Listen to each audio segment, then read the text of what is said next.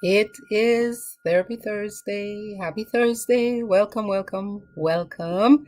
I am Dr. Triffy. Every Thursday at this time, I show up to share thoughts and ideas and tips and strategies to help us think better, feel better, and do better. I'm a licensed psychologist in Atlanta, Georgia. I'm also a licensed professional counselor and an advanced clinical hypnotherapist. Okay, I speak with an accent. I'm sure I speak with an accent that is not completely American because I have tried very hard to hold on to my original accent. I am from Dominica in the Caribbean. Dominica is a lovely little island between Guadeloupe and Martinique. And I know I just said Dominica, and somebody's thinking, yes, I went to visit, and you all, I love the way you speak your Spanish. You're thinking about the wrong Dominica. We love them, but they're further north, and we are down south. We're a little drop in the ocean between Guadeloupe and Martinique. So, yes, so tonight I am talking about grief, surviving grief. I'm particularly talking about Black men and grief in the second hour. The first hour, I am going to be talking about grief from my personal experience. Now, many of you have been following me and traveling with me for the past 16 months, maybe even earlier than that. Maybe even earlier than that. In 2021, on Mother's Day, I call him the husband of my youth because we were divorced at the time of his death, but he's the father of my children. He died suddenly on Mother's Day. And right after that, to help the kids cope, we decided to do a travel experience to Dominica. So many of you started listening to me right about that time. Later on in that year, at the end of the year, 2021, unexpectedly, my fiance died as well. And so I have used the platform to share a lot of my personal experience with grief, what I'm doing, how I'm coping, what is helping, what is not. And many of you have shared your stories with me. Many of you have reached out to express gratitude and solidarity too. Because these past few years have been horrendous. I was reading today, actually, that as of April 12, this April 12th, 2023, a total of 1,128,000 people have died as a result of just COVID. And that's based on who's tracking what, right? So can you imagine that all of these 1,128,000 people, 404, each person has a family, an immediate family. And each of these people has friends, close friends. Each of these 1 million people has co-workers who love them, created relationships with them, are bonded to them. So the ripple of pain and grief and mourning that's on the earth right now is a lot. And so I want to keep talking about surviving grief because it is a surviving. That's what it felt like to me, anyway. That's what it's feeling like to me. And I know for those of you who've had a close person live your life, you can relate to the idea that moving through the process is sometimes life or death. It's a survival experience. So tonight I will be talking from 8 o'clock to Moke Wallace. He's the creator of Moke and Friends podcast. And today, 420, today, April 20th, is the anniversary of the passing of his little girl. And I think it's important for us to talk about grief and loss in the context of culture and ethnicity, because different ethnic groups relate to death and loss in different ways. And I'm really excited about him coming to be with us at 8 o'clock. So I hope you tune in, you stay, and I hope you share the live tonight. Because as I continue to do research on grief and surviving, I realize that people of African descent and ethnicity, depending on the culture, we are not always comfortable sharing our sadness. We're not always comfortable expressing what we deem to be weakness. And often we associate sadness with weakness. Because I grew up in Dominica,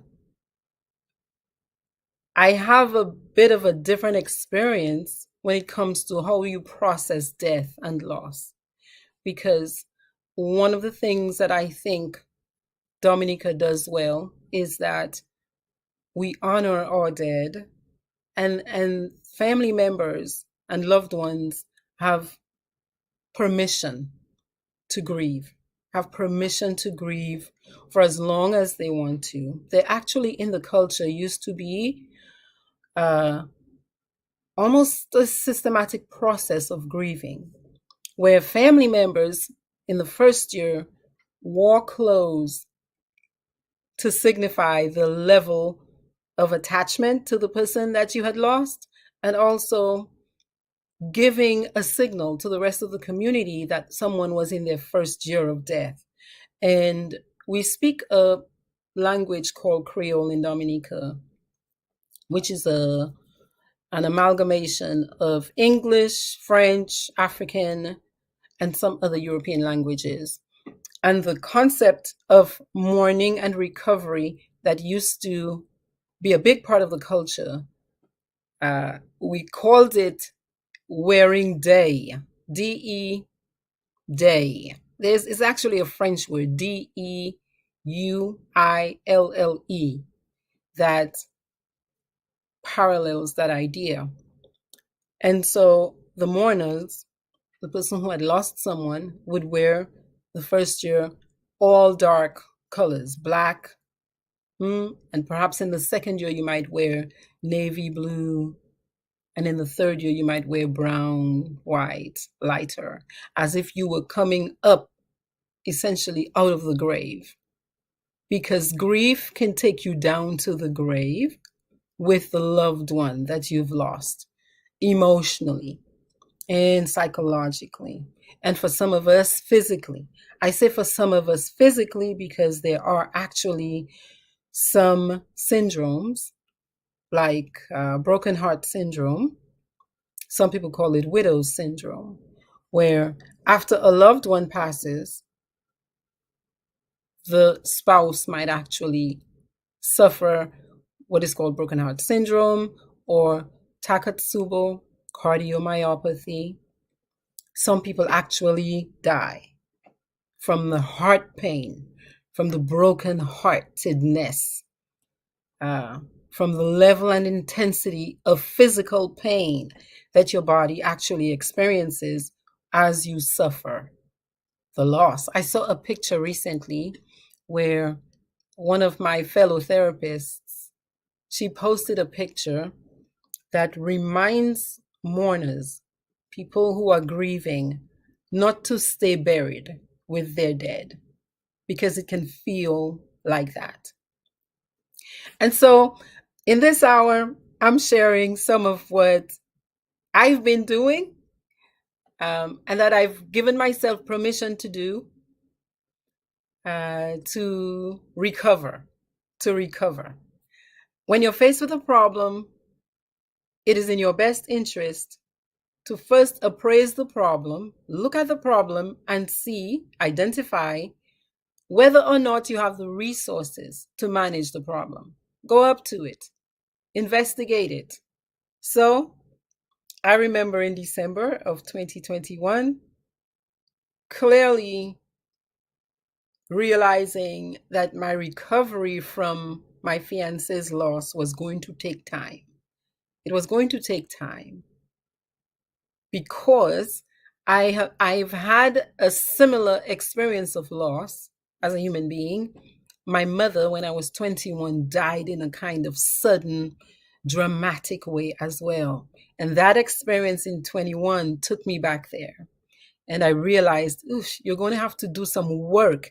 It's not going to be just, okay, just give it time. You're going to have to get involved in the recovery, in recovering yourself. Okay?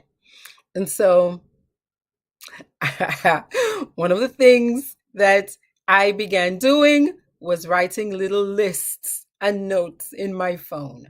So I'm sharing this with somebody who's moving through a season of grief right now, as far as what are some of the things you might want to try, you might want to investigate, you might want to explore to help you not stay dead with your loved one. Because I understand that it's a fight. I understand that it's a fight. So there are several dimensions of grief, and it's all coming at you at the same time. When I say dimensions of grief, I'm talking about physical dimensions of grief. I'm talking about emotional dimensions. I'm talking about mental. I'm talking about your thoughts. I am also talking about cultural, aspects of grief. And I want to also include spiritual aspects of grief. So let's talk about physical aspects of grief. I'm talking about body responses like fatigue, not wanting to do much, your body sometimes oversleeping and sometimes not being able to fall asleep. And so on that level, you must find practical approaches to help yourself move through the physical reactions you're having. So for me, initially I used melatonin at the behest of my RN and nurse practitioner niece and sister because sleep was almost impossible. Days and days without being able to fall asleep. So you have to care for your physical, because you have to remember something like sleep is also so important to every other area of your life. So you're already having all of these emotional and mental and cultural and spiritual areas that you're going to be suffering. If you can try to handle or manage the physical with sleep, just something as we might think simple as sleep, is very, very, very crucial. What you eat. I had to change the way I was eating, not just because I was focusing on my health, but because my appetite essentially vanished. So if your appetite goes, then you become more intentional about what you do put inside of your body. Because if you're not feeling like eating much anyway, what you're eating has to be nourishing so that it can sustain you. One of my nurse friends on Facebook noticed that I have shed pounds. I have lost weight through this process. And a lot of that has been because I changed the way that I eat. And I do have the occasional Mickety Mac. I do have the occasional Mickety Mac. But because my appetite has so drastically changed, I I focus more. I am more mindful of what I'm eating, and so I'm eating more nutritious food, given that I'm not going to be eating much. Hmm? Okay. So I think on the physical level, I think so. These are two areas to consider. On the emotional level, you will have zero control over your emotions. Just leave it alone. I say that to, and again, this is a session that is focusing on people of African descent and the way we manage our feelings. The way we manage our feelings. I talk about Dominica because that's my foundation. That's where my personality was cast. Yeah, set. So, although when it comes to grieving, I believe culturally we're allowed permission to grieve. I think when it comes to showing emotion, though, there's more, there's more, we tend to internalize our emotions more, I think, than some cultures. So there is the idea that we're strong and we can handle anything. When you add that to the fact that the work I do is, the name of the job that I do is licensed psychologist, I think there might be a misunderstanding that because you're a psychologist or you're a therapist, um, or you're a man, as we will talk about in the next hour, or you're a man, that you know what to do and you're strong, and that almost as if you should know how to not suffer. And I will say that philosophically, that makes sense. Philosophically, that makes sense because I know what to do to not suffer. But because I'm a human being, I will suffer. Does that make sense? I I know what to do to not suffer. But because I'm a human being, I will suffer and I will grieve. And it's actually healthy. It's actually healthy to allow your body to feel what it is feeling. And so a strategy to use is under the big umbrella of mindfulness. Now, mindfulness is about paying attention, minding. Think of it as minding yourself, minding your business, paying attention to what you're feeling, not in a way to wallow, not in a way to just wallow, but to acknowledge and to be a human being and to ease up on the self-criticism and to pull yourself back maybe from the thought that I should, because there is no should in recovering from grief. There is no, this is the way you should do it. There is no, by 2 months, 3 months, 4 months, 4 years, this is where you should be. Not in a way that is very specific, okay? And what I mean by that is, in the field of mental health, grief recovery, there is the idea that, at a certain point, if you're moving through the grief recovery process, the level of pain you're feeling is got to start subsiding. It's got to start subsiding at a certain point. Yeah. So there is an idea called complicated grief or traumatic grief, which means that the level of pain you were feeling 3 months after the death, it's not going away. It's not getting less. So 2 years later, 16 months later, you're still feeling the same level of pain in your body. I'll give you an example. I was reading through my phone, which is where I write a lot of these notes. Yeah, these surviving grief notes. And I was looking at a journal entry, another coping mechanism, right? I was looking at a journal entry I wrote last October. Actually, it was last Easter. This one was Easter.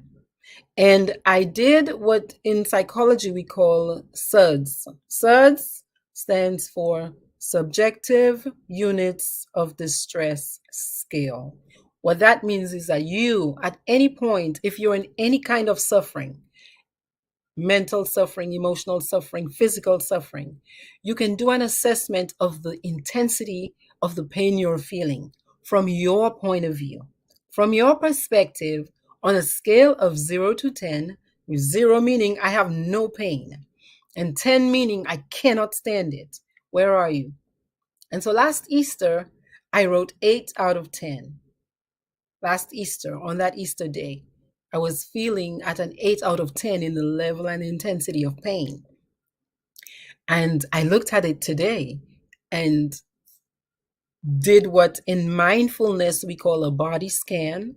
So a body scan is where you kind of take a reading of your body, pay attention to your body, and just kind of feel yourself. Okay. Remember, this is you. It's subjective. So it's based on your interpretation. It's not based on anybody's, ideas. It's based on your feeling about yourself. How am I feeling? How much pain am I in? And this morning, I was at a 3 out of 10. Hallelujah, Medea, right? Medea. So, and this is 16 months later. So, when you think about feeling as if you're in pain at a level 8 out of 10 versus 3 out of 10, yeah, that's a big deal. So that's another tool you can use. And again, if you're doing an assessment of any kind of pain, emotional pain, mental pain, you're feeling so discombobulated mentally, you don't know what to do, you're facing a lot of stress, a lot of problems are coming at you at the same time, you don't know if you have the solutions to the problems. Take a reading. Okay? Take a reading of yourself. Become present to yourself. That's the mindfulness practice. Okay? Take a few deep breaths, maybe, just to kind of collect yourself and do a body scan. Become very aware of your body. That's important because a lot of us, again, if we are trained to believe that we have to be a certain thing, like I have to be strong or I have to be a man, sometimes this is all up here in our heads. But your body could be doing something totally different. And so I think many of us start feeling as if we're breaking apart. Like you're feeling like you're fighting yourself, right? It is very painful. It feels very painful in your body. And so one tool, one strategy is to become very present to your body and just kind of take a gauge. Okay, scan your body and get a sense of, on that scale of 0 to 10, how much pain am I feeling? Okay, so that's it for like the body. Now, I want to talk about a spiritual piece. So I am very grateful I grew up in Dominica. I think if you have to grow up somewhere, Dominica is where you need to grow up. So culturally speaking, Dominicans are very connected spiritually, very connected to their spirituality. And I'm not just talking about belief in God, which is powerful and strong and very potent in Dominica. Um, I mean, over 85% of the island people claim Christianity as their spiritual grounding. But be that as it may, and in addition to that, Dominica, I believe, has been able to keep its very grounded connection to nature and very grounded connection to our ancestors and our connection to Africa. And there are many beliefs about death and dying that have helped me. So the idea that you're still connected to your loved ones and that they come to visit you in dreams has been very helpful.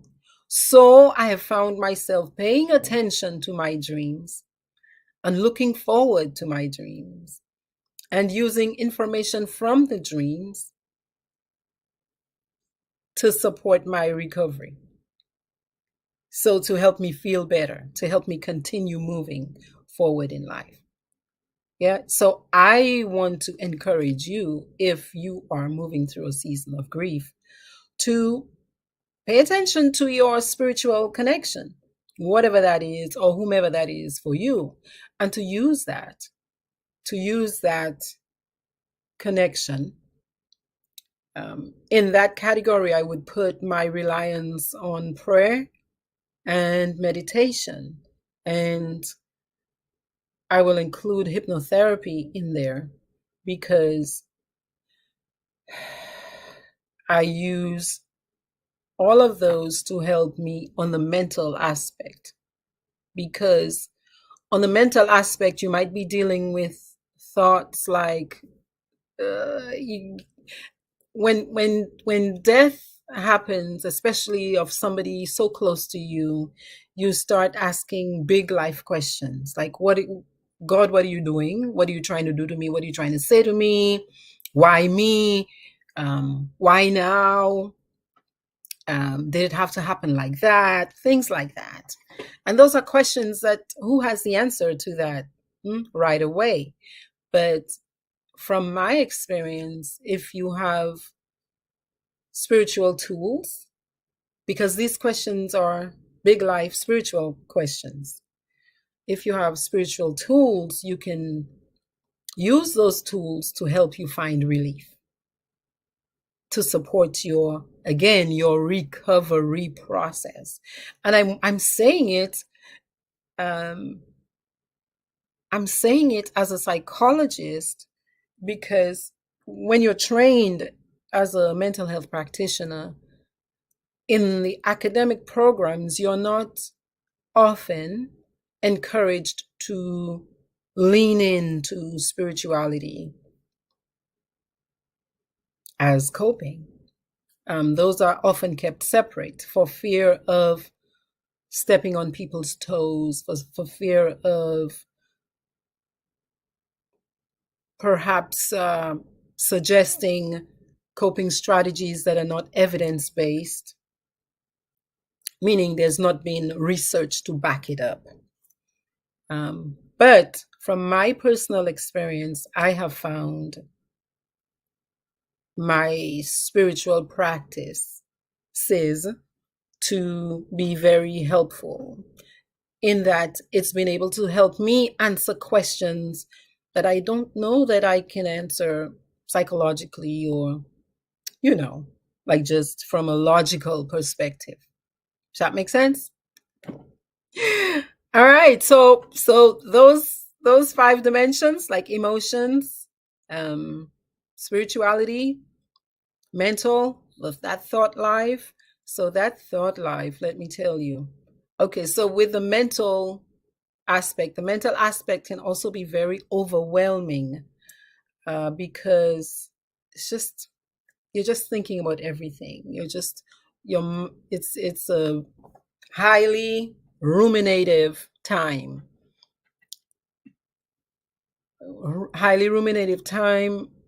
Oh, let me speak for myself because everybody's experience is different. It has been a very ruminative time because you find yourself thinking about all sorts of things about we talk about the stages of grief, and one of them is bargaining. So in that bargaining phase, you're like, well, what could be different? If one thing had not happened, would this have happened? And you know, your brain just is trying to process and trying to make sense out of the anomaly, because an anomaly is like, this is so outrageous that somebody, think about it, y'all. Me, I'm going to die. Look at me, I'm speaking to you right now, right? And the person sitting next to you is going to die.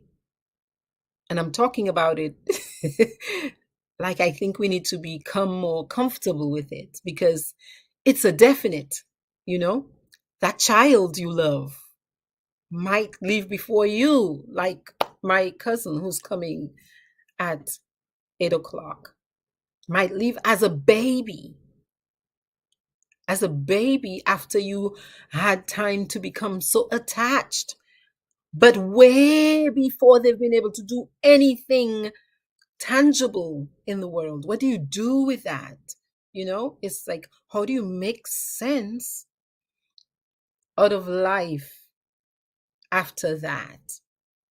One of the posts I posted today talked about grief as not just the pain of the loss, but it's also the restructuring of your life after that individual is no longer there on a physical level day to day.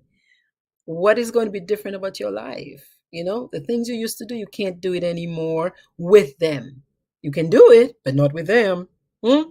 The places you used to go, you can go, but no longer with them. So the whole experience is different. And you do find yourself in your head a lot, hmm? Ruminating, looping thoughts a lot. But all of that is part of the recovery process because, again, nothing lasts, everything passes. So that has to, you imagine you throw dust up in the air and it must come down to settle. But that dust, as I throw it up in the air, I bet you it's not going to settle in the same place it was before I threw it up in the air. And so being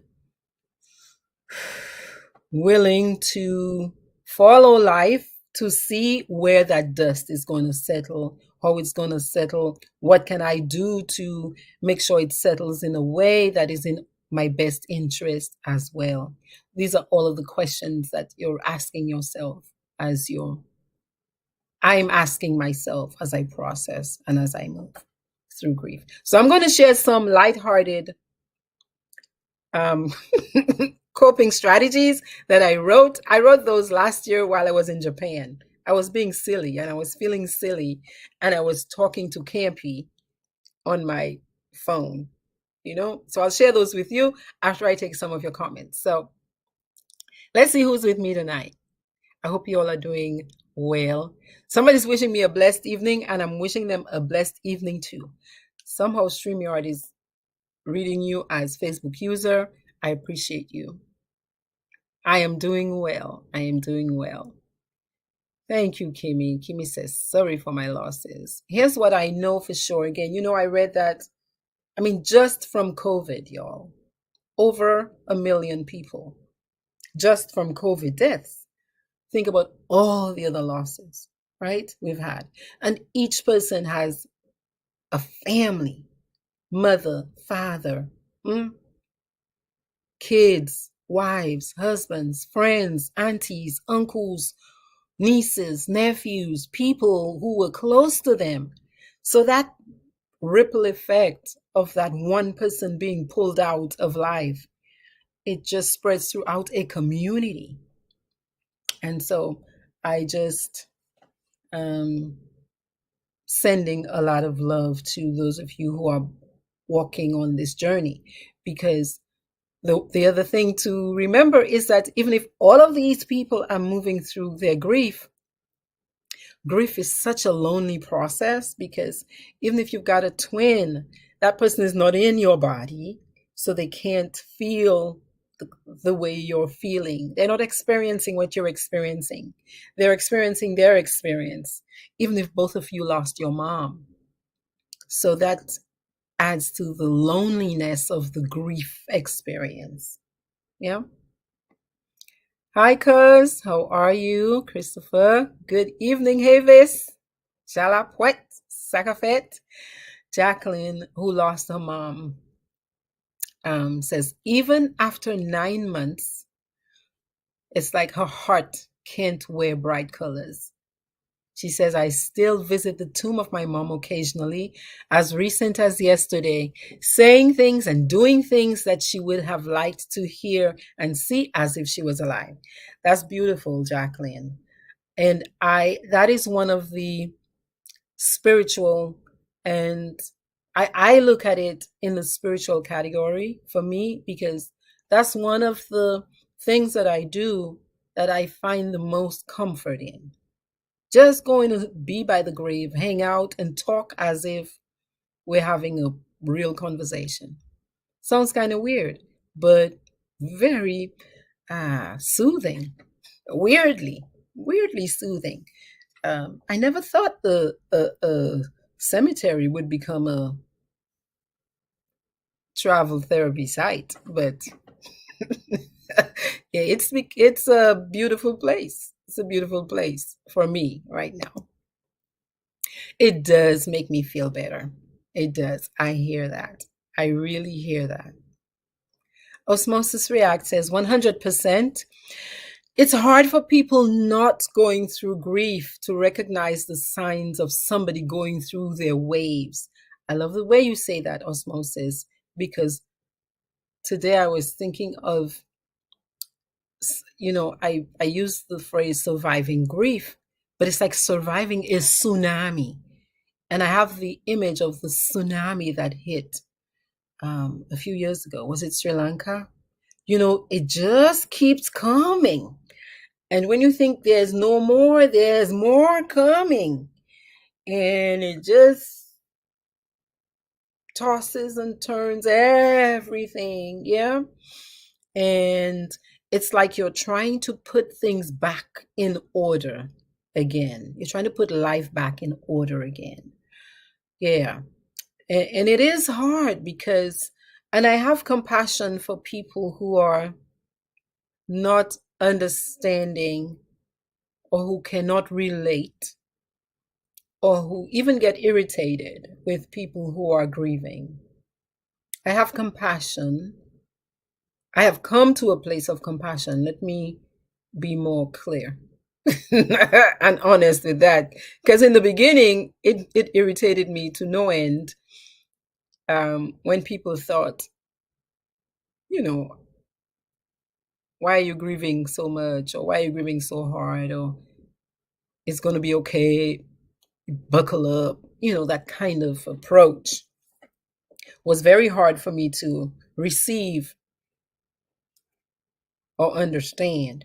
But I have more understanding of it 16 months later, because every body is different. So every human body is different. We say that a lot, everybody is different.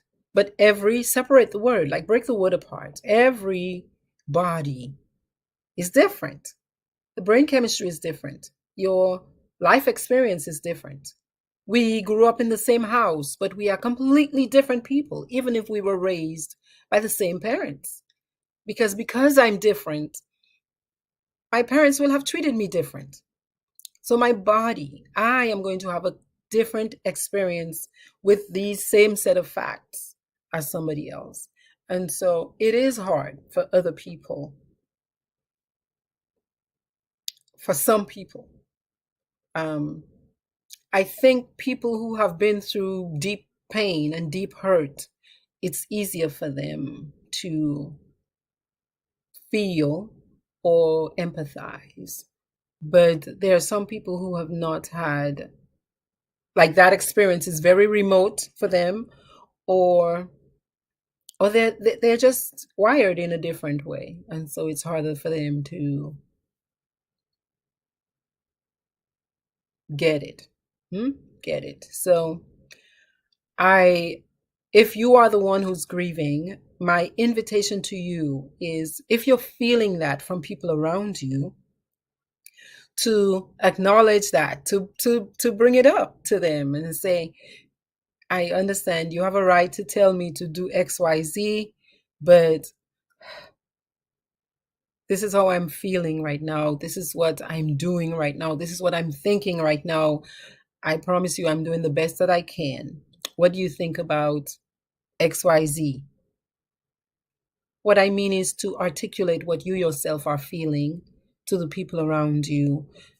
Try to educate them, because it might simply be a matter of the other person just not understanding it. And I have compassion for that, because I understand it. We are all different. We are all different. Heavy said, Heavy said, I noticed you, Doc, but I didn't mention it. You're looking good, Doc. Thank you, my brother. Thank you very much. Yeah. Um, yeah, my appetite completely changed. And then I thought, well, since my body is not wanting as much food, what I am putting in, let it be nutritious.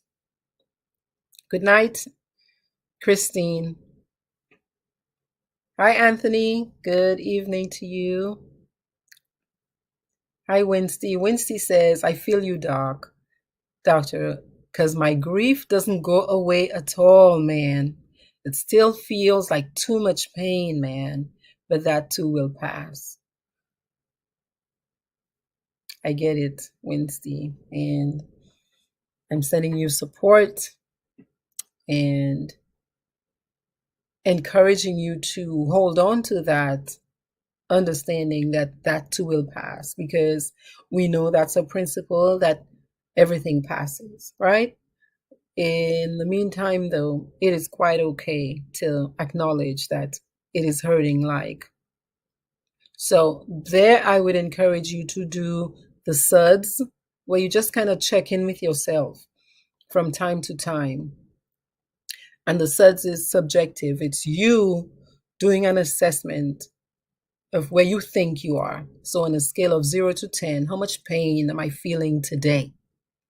And depending on how intense the pain is, to come up with a few things you can do where they start becoming your go-to. So you all know my travel therapy is my biggest go-to. It's my biggest go-to, because it takes care of all of the mental and the cultural and the behavioral and the physical. It just does it. That does that for me.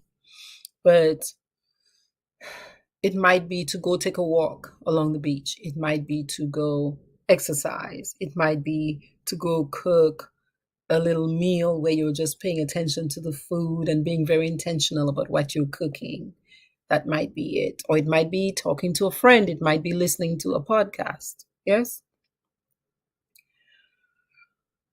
Wincy says, my 3 looks great on you. What? This? My 3 colors? Winsty? Thank you. Thank you very much. Thank you. All right, let's see what's there we go. Kimmy said amen. Kimmy, thank you. Just wanted me to. Somebody says, hey, Dr. Triffy, would you refer to the loss of a relationship with that same info on grief you're speaking of? Absolutely. Yes. Okay, so we're talking about death, but this also refers to and could relate to the kind of pain we feel when we lose a relationship, because that's what happens. The difference is you will never see the person again in death, but you might never see the person again in life if it's, say, a divorce or a separation where it's not, this person's like, we're not going to be together again. It is very painful, and you are going through a grieving process. Okay? You are going through a grieving process, and that kind of process of suffering and that level and intensity of suffering, I want you to anticipate and to care for and to plan for. Okay? Kimmy says, I lost my godson who was like my first son, you see, and still have meltdowns, my only godson. And so, Kimmy, there are a lot of people who they might listen, they might read these words where you say, I lost my godson, and they might not realize the second piece, which is, who was like my first son. And so many people who are on the outside looking at you having the grieving experience, they're like, why? Why are you doing all that? It wasn't your child. That's a misunderstanding and an unwillingness to appreciate connection and relationship. Hmm? Yes. And y'all, you're gonna stay, right? Because my cousin just came into came in here, so I'm gonna be bringing him in pretty soon. Yeah. Wednesday says, my assessment today of 3 out of 10 seems like the pain will soon go away. I pray for that, Wednesday. But as I did the reading today, I thought to myself, 3 out of 10 today, because there are some days where it's still at 8. So it's unpredictable. It's unpredictable. There are some days where it's still at 8, or moments where it's still at 8. And that's the thing about grief and not being able to predict what it's going to do, how it's going to do it, what is going to be the thing. So earlier this week, I made a call to somebody who, it was the first time I was calling them in 2 years, but it's somebody that we met together. And we were talking about, something related, and I was booing, and I could barely get the words out in the conversation. Yeah. And so it's just a going with the flow. And that's where mindfulness comes in, because mindfulness teaches us to be where you are, wherever you are. Whatever it is you're feeling, acknowledge it. That's what you're feeling. That's what you're feeling. Yeah. And you can do something about it, but you start by acknowledging what you're feeling without judging it, without saying, oh, it's 16 months. You shouldn't be crying. You shouldn't be feeling like this 16 months later. Well, the thing is, who made that rule? Who made the rule that I shouldn't? It is what it is, right? So that's the approach. If you are the griever, that's what I would suggest to you. It is what it is, and you don't have to explain. You don't have to. You can explain to educate the people who love you, or the people who care for you, who might be worried about you, or who might want you to be doing more or less. But you don't have to. You don't have to. Okay, because the grief recovery process, I think, although we are doing more research in the area, it's still mysterious. It's still mysterious because everybody has their own experience. So it's pretty challenging to study that, because you can never study everybody, right? Yes. So let me go. I have 10 minutes before we start. I'm going to go through my list. I wrote this on October 13, right? I said, if Kempy can see these where he is, he's going to get a kick out of them. So this is what I titled that entry. I said, "What do I do when I can't stop crying or I'm missing Campy too much?" Number one, I go to Target for this and I leave with that. Number two, grab a small coffee for me and a short flat white for him. That's right, two coffees. Number three, get in my Miata, put the top down and drive. Number four, go to a beauty shop and buy a new wig. Number five, call my sister. The one that's like two peas in a pod with Campy. I got a sister. They're like the same person, essentially. And yeah, they were like this. So I'll call her. Number six, call one of my girlfriends. Number seven, sit in the sunshine on the balcony. That makes him nervous because he's afraid of heights. And laugh. Number seven. Oh, was that number seven? Oh, okay. Well, I'm going to number eight. Number eight, watch Monkey in the Wild videos. Y'all watch monkey videos? Yeah, that's me. Number nine, watch cat videos. Number 10, Netflix and chill and binge on Bridgerton. Number 11, lie down in your spot. Number 12, roll around in your spot on the bed. Number 13, take a nap in your spot on the bed. Number 14, stand under a hot shower. Number 15, these are things I actually do and have done. Number 15, take a really cold shower, like ice cold.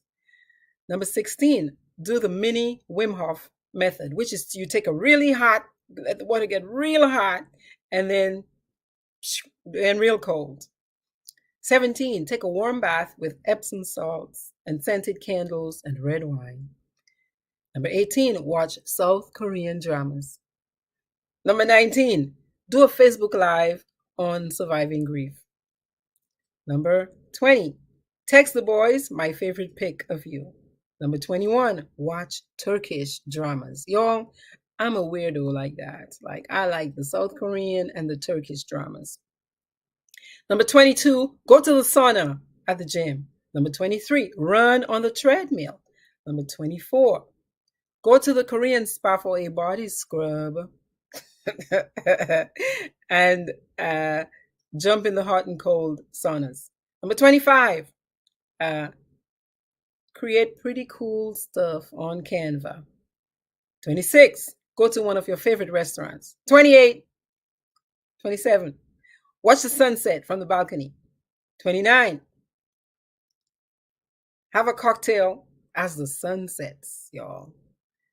30, listen to a book on tape. 31, you see all these ideas like next. If one is not going to work, something else is going to work. Next one, listen to a book on tape. Next, listen to a Kelly Howell relaxation meditation on YouTube. Now, Kelly Howell, her name is Kelly Howell, Howell, has been somebody I've listened to for many years, from my 30s on. I love her meditations. I will type the name in here for y'all. I love her meditations because she also uses sound in such a way that it really helps to balance the brain. Binaural balancing. And she's got a tone that's very soothing, for me, just perfect for meditation. And it does a great job in helping me get centered. Another one is do a YouTube live on hypnosis and hypnotherapy. Next, make videos. You all saw my little reels, right? And my little TikTok videos. That's one of my coping mechanisms. Make a list of my 3 favorite things about you, like a gratitude list, okay? And here's another one. Go walking around the lake. Y'all, I have a list of 95 things that I can do when my level of pain feels too intense, okay? So I'm going to encourage you today, now, as you get ready to listen with me to Moke. Yeah, in 4 minutes, I'm going to encourage you to, on your phone, in your notes section, on a pad like this that my lovely cousin Ramona sent me all the way from England, Grace and Gratitude. Just keep writing down things you can do. Hmm? Where you're either some of these things, as you can see, don't require you to lift as much of a finger, right? As much as a finger. Some require you to go on the treadmill. Some require you to go in the shower, very cold water or very hot water. But you will figure out, and you want to figure out for yourself, a plan of action, a plan of action so that you're not feeling helpless as you look at the problem. The problem is the pain that you're experiencing in your body, that you will do a body scan, yes, and give it a rating on a scale of 0 to 10 and say, okay, I need to try to shift something here today, or else I'm going to be in the bed all day, or else I'm going to feel as if I'm in suffering all day. You see my list of like 95 things? Start writing your list today. Okay? All right, so look at what I'm going to do. I'm going to type the name of the lovely lady whose meditations I love to listen to on YouTube.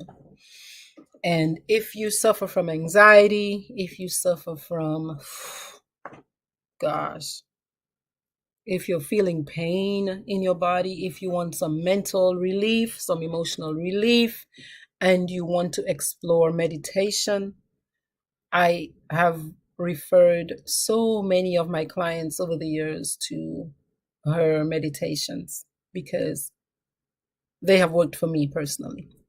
Okay. So thank you all for joining me the first hour. I'm about to invite my lovely cousin in. He's going to be sharing his story with us. Today is the anniversary of his baby girl's passing. And I am so Yo, happy. Yo, I can't hear you. you can't hear me? What? Oh, I can hear you. You better. Yeah, he can hear me now, yo. Was that loud? No, you're good. You're Oh, perfect. You are perfect. Good to see you. good to see you too. It's crazy. I I've been listening. I've been here this whole time, and I've had the knob turned down. So I just thought I couldn't hear you until I came in the room. So I just been just sitting here inside. Well, well, we've been talking in here about how I have been moving through my grief recovery process, Yes. what has been helping me, and um, I've been trying to offer strategies Mm, and ways to look at this grief fight, right. Yeah. this fight, to restore yourself back to balance. Hmm. Um, yeah, so we can keep moving through in a way that feels good because you're continuing to live, but it's Right. to do it in a way that feels where you feel good again. Right. Yeah, yeah. So, welcome again. Look, Winsty is saying, "Great to see you again, soldier." He remembers you from last year, Ah, last thank time. thank Yeah. you. So, um, I love how you love your baby girl. Yeah. So, I love how you love your baby girl. Yeah. You want to share your story? You want to share her story? Tell us a little Uh, bit about her, or what you want. Where you want to start today? I guess I could start from the beginning, and Mhm. I, it's crazy. Before I start, I Mhm. haven't been in here in this room in a minute, so like Mhm. I'm just realizing like it's pretty hot in here. So at one point I might sweat. It's because it's hot and I'm wearing sweats and Yes, I did think about it. But that's all right. That's all right. so I guess I'll start off with I am a grieving father. Mhm. I lost my daughter 7 years ago today. Mhm. And uh she she died of suffocation while she was in the care of the nanny. And yeah, you know, it's crazy because it's 7 years, but it's almost like an everyday cycle. And I always feel like that there's some parts where I feel like I have PTSD, but Mhm. today, as I was telling you, I actually felt like a PTSD moment because I'm on vacation and I pretty much like had my daughter with me, my youngest daughter with me, like pretty much my whole vacation. So today I was like, I'm gonna just take her to daycare.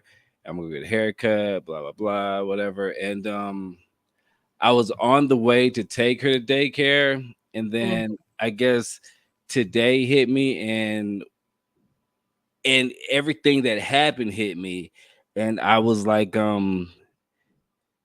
I was living in like a shoulda, woulda, coulda Mhm. type moment, you know what I'm saying? And so I was like, Mhm. okay, like I don't necessarily like really have anywhere to be, so you know, I just had a PTSD moment, so I just kept her.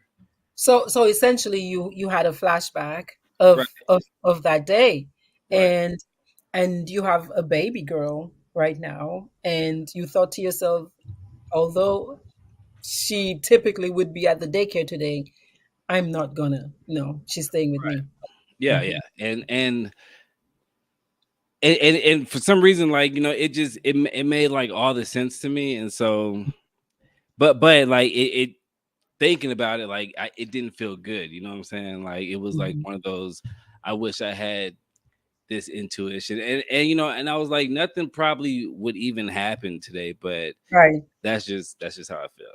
You know what I thought? What I thought about that was I'm actually happy you got the opportunity to do that today, Right. because I think sometimes it's like you know, in that one of the stages of grieving is the bargaining, where you're like, if only I had not, what is one thing I could have done differently? If I had the chance Right, to right. redo, what would I have done differently? And so in a way you got a chance to reenact, but to make a choice that you wish you could have done for your baby girl Yeah, 7 years ago. yeah. Yeah. Well, what does grief do to a man? uh it almost like for me, I feel like it kind of strips you from your identity. You know what I'm saying? You forget who you are. You know what I mean? You just start looking at the world a lot different. Your identity. So what about your identity you think changed? It it definitely took away like all my self esteem and Mm, just how I view things. Like I'm a lot more cautious on things. I'm mhm, probably way more cautious than I should be, you mhm. know. And I'll even like, you know, be talking to some of my friends and I'll just be like, man, like I miss like the old me. The You know what I'm old you saying? that was more what? Like the old me, like had more confidence. Anything I put my mind to, I would do it. You know what I mean? Like I was like fearless in a sense. You know what I'm saying? Mhm, mhm. Now, when I think about things, I don't think about them always working out. You know what I'm saying? Like versus before this happened, anything I do in life, Yeah. you know, I'm not thinking about, oh well, if I fail, you know what I'm saying? Because I'm like, I Yes. know I'm gonna make it. I know I'm gonna Yes. do what I do. But now, like that's like the first thought. You know what I'm saying? Yes. It's Yeah. almost like sometimes I don't feel worthy to, be like in the presence of some people sometimes. Mm-hmm. Mm-hmm. And that's an adjusting. That's an adjusting. That's a something that you're looking at, and you're like, okay, well, oh man, how am I going to shift that? Is that something you're working on shifting, or? Yeah, it's definitely something I'm working on, but you know, um, the and I mean, maybe I could be wrong, but this is just my personal experience. Hmm. But grief is something else, right? Yes, Grief yes. is something else. Grief as a man is something else, and then grief as a black man is way on. It's a whole nother spectrum that I don't think a lot of people would understand, and especially, I was raised by a single mom. You know what I'm Yeah. saying? So a lot of my processing, and she was raising two boys. You know what I'm saying? So a lot of my processing things like isn't just to express myself and taken being nurtured. You know what I'm saying? Like Mm-hmm. a lot of times, and I deal with this now. I have to hide feelings. You know what I'm saying? Put feelings to the back, and it's and I still stand by this. And I told you this last time we had a show that the world isn't obligated to feel sorry for you. You know what I mean? And Hmm. that's what gets me through my day. But I also think that's what messes up my day too. Yes, yes. Okay, so I was doing a little bit of research, right, on black men and grief. Mhm. And everything I read reinforces the idea that, as a whole, right, more often than not, black men internalize their grief. They keep Right, it in. right. And over time, though, over time, as you've moved through the grieving process, do you find that it helps you to express what you're feeling at all? Is it helpful at all? How does it help you if it does? Yes, Is yes, there any value in it? yes, and no. And before I get into this, one of my friends works for a radio station down here, and Hmm. when I had announced that I was going to be doing this, they hit me up and was like, "Yo, you know, your podcast, and blah blah blah. You're good, yada yada. We would like to like bring you on and talk Hmm. to you. You know what I'm saying? Talk about your Yes. journey, whatever, whatever." I was like, Hmm. cool, you know what I'm saying? And so one thing that kind of hit me is I was talking to my girl about it. I was like, man, like they want me to come in the show. I don't know if it happened, but I said it'll be good to get on there, you know what I'm saying, and talk about being a man dealing with grief, you know. And one thing she said to me that just kind of stopped me in my tracks and made perfect sense. She said, "But you're not really dealing with it." You know what I mean? Like I'm not, and it sucks because um probably like 2 weeks ago, I like or last week or something, like I just like broke down, you know what I'm saying? And that was like the first time that I've, broke down like in front of somebody like in Hmm. years, and now, today comes and I'm sad and I'm just kind of going through the motions, and this is gonna be the day where I talk about it. And so every time before we're about to do a show like this, I'm always thinking like, man, do I really want to do this? You know what I'm saying? Because like it just, you know what I'm saying? It just hurts. Yes. But then I was like, man, why do you feel is only okay to deal with your grief on her death date? You Well, is know? that the only day that maybe you give yourself permission to? Yeah, yes, I do, because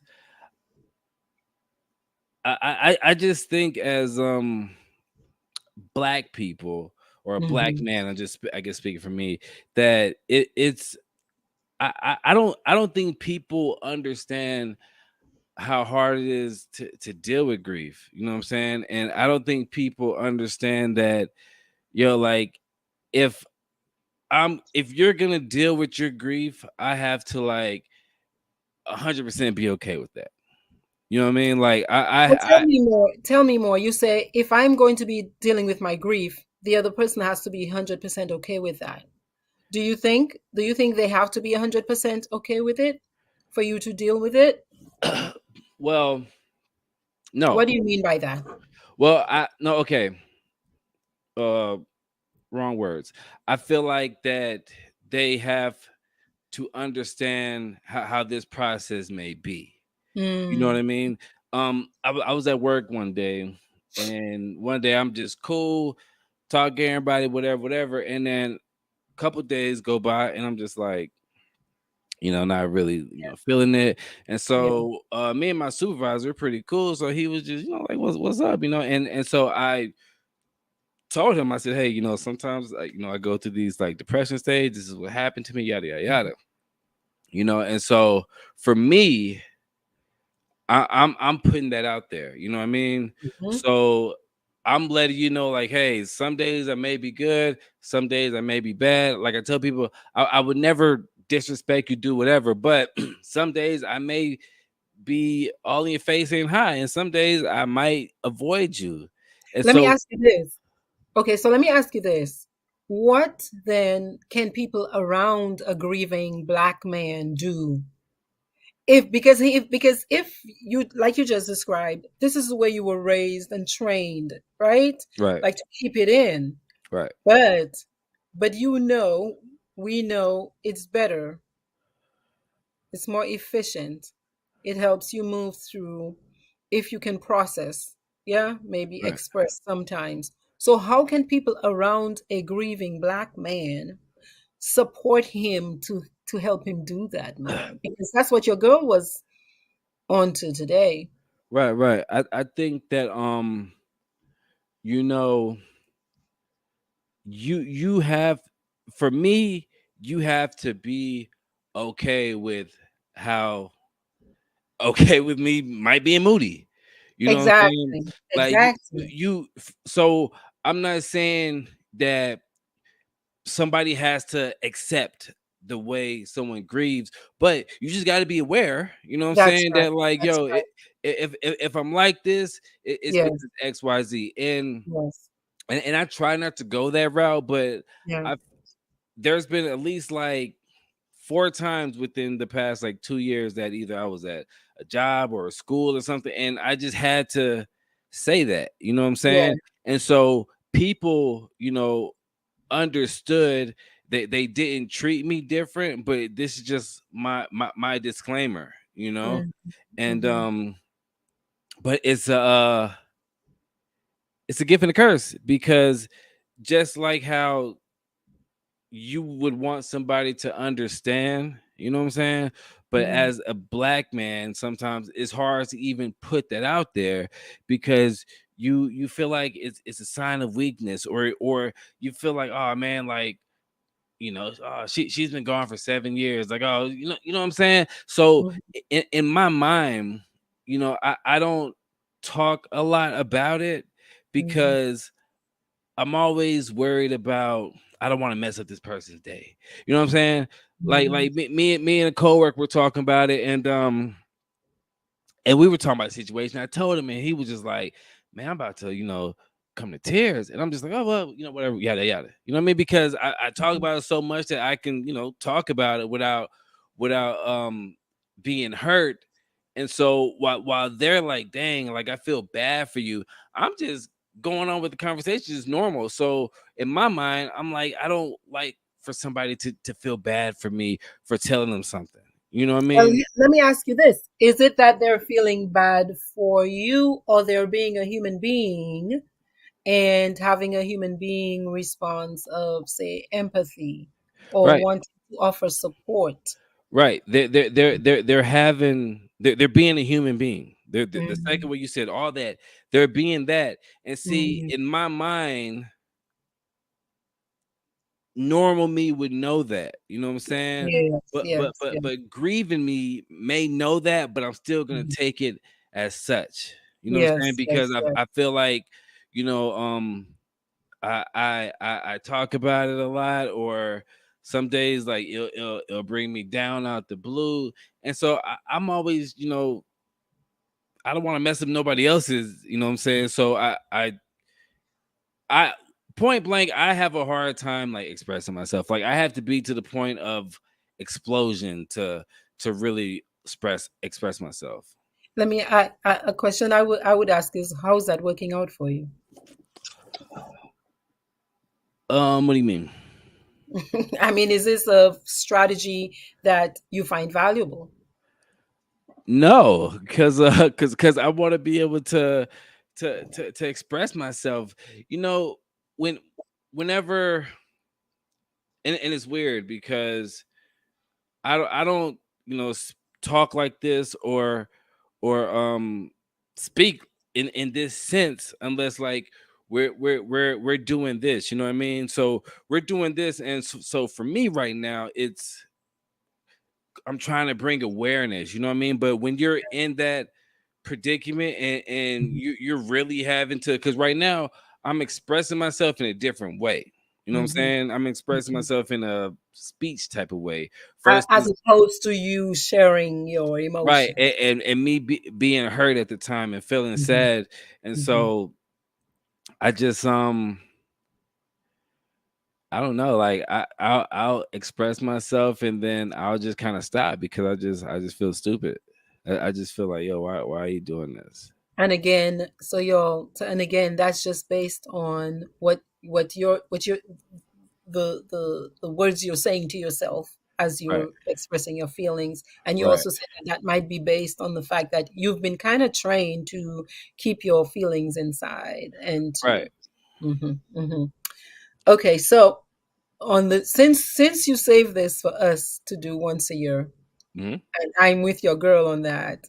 Um, if I was talking earlier about something called the SUDS, which is a subjective units of distress scale, which is something anybody can do, which a lot of us do, Hmm. where you kind of gauge how am I feeling, huh? Right. And so on a scale of 0 to 10, 0 is I don't feel anything, and 10 is I'm an explosion point.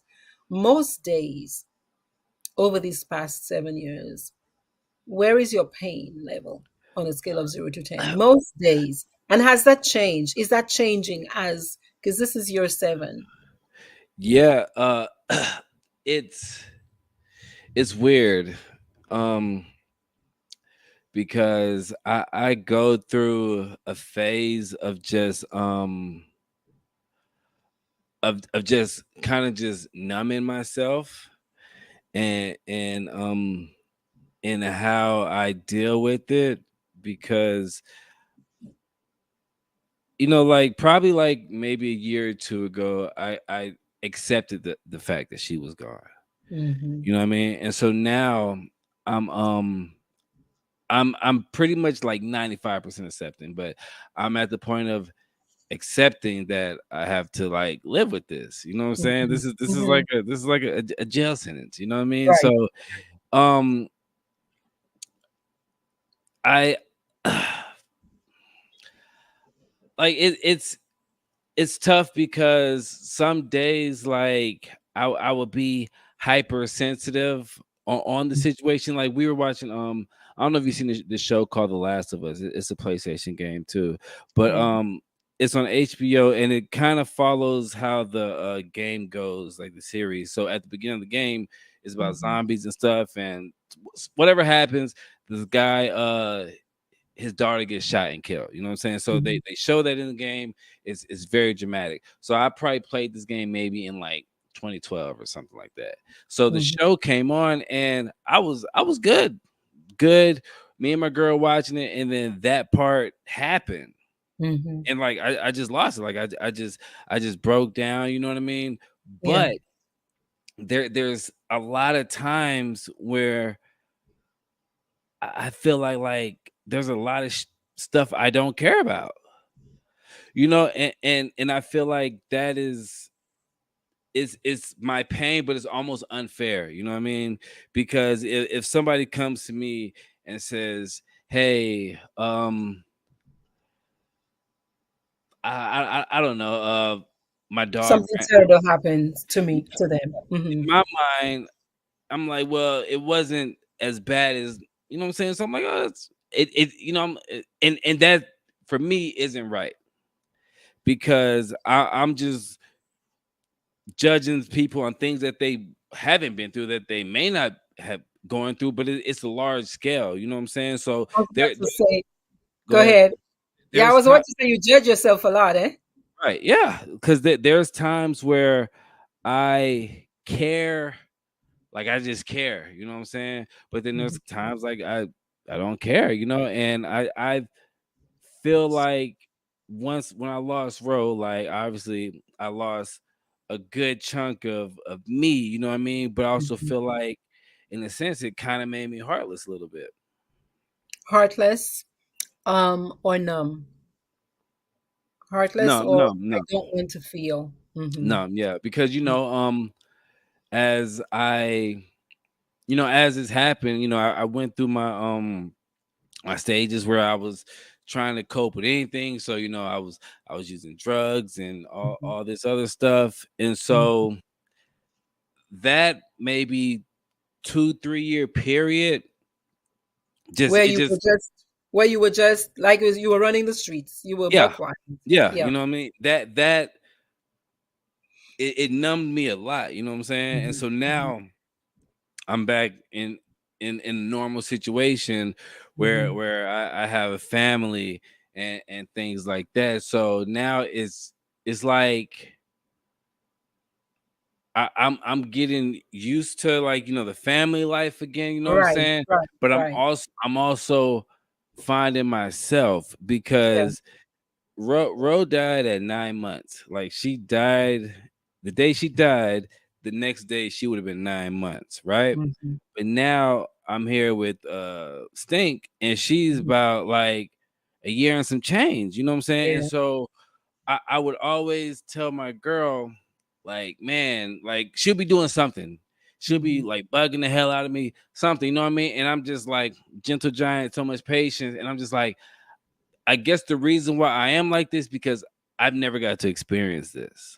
Yes, yes, You yes. know what I'm saying? And so I was real big on, like, yo, like I'm on vacation this week, even Mhm. though I'm not going anywhere. I don't want to be bothered, yada yada. But I really just enjoy like having my daughter. You know what I mean? You know what? Because it was a different bond. What you're describing makes me think about what they're calling now the sixth stage of grief, which is about finding meaning, Mm, or about transmuting pain, where you change. I mean, it hurts. This thing is so painful. Here I am. I lose my baby girl at 9 months old, right? mm, And I am still like grappling with this day in, day out. But I'm able to, with my baby daughter now, focus my fatherhood, focus my love, right. yeah, for Yeah. Ro, and for her too, for Yeah. Stinks, loving Stink as for Stink, and focus, have a completely powerful experience now as a father where I'm being so present, so mindful. Right. I love that. Yeah. I love that. But I want to talk a little bit because I think it's important, especially for our men, that I mean, I hear fellas talk about this all the time. Yeah, I'm just there running the streets. Yeah, I'm running the streets. Mhm. But in my view, that's a way that many of our men use to cope with their pain. Right. Because what comes with running the streets? Example, drugs, just partying, women with no intention of attaching. You know, I mean, that's a very disorganized Mm, way to live. But many of our men kind of glamorize it, in my view, right. glamorize it instead of sitting and talking about the fact that I am hurting about something. What are your thoughts? I mean, I see what makes it kind of different is after that happened, I mean, there was like there was this one time that I don't know what it was like a couple months after she passed. I don't know what it was, but I remember I was just drunk in the middle of the club, like with people around me, and I'm just like popping like this champagne, like spraying people with champagne, Mm-hmm. and everybody like loved it. You know what I'm saying? I had fun. I was like, oh, this is a great night. But then I was like, man, what are you doing? You know what I'm saying? Like The what observer in you. right? You know, what exactly are Yeah. you doing? So the run the street thing, I feel like when it comes to grief like that is to each his own, because like I said, that changed me to the point that I became a hermit. You know what I'm saying? Like Your response to. I would like to get my drugs and do my drugs on my own. You know what I mean? I Mm, wasn't gonna be out party and do it. Like I really became a hermit. And one thing I realized is so easy to lose sight of the bigger picture and feel okay with it. You know what I'm saying? meaning, Because meaning. once like losing a child for a parent, you have to relearn to do a lot of things. Yes. You know what I mean? Like even still to this day, like sometimes it's hard for me to be a dad sometimes. You know what I Mm, mean? Like it mhm, sometimes it's hard for me to be a good boyfriend. Sometimes it's hard for me mhm. to be a friend.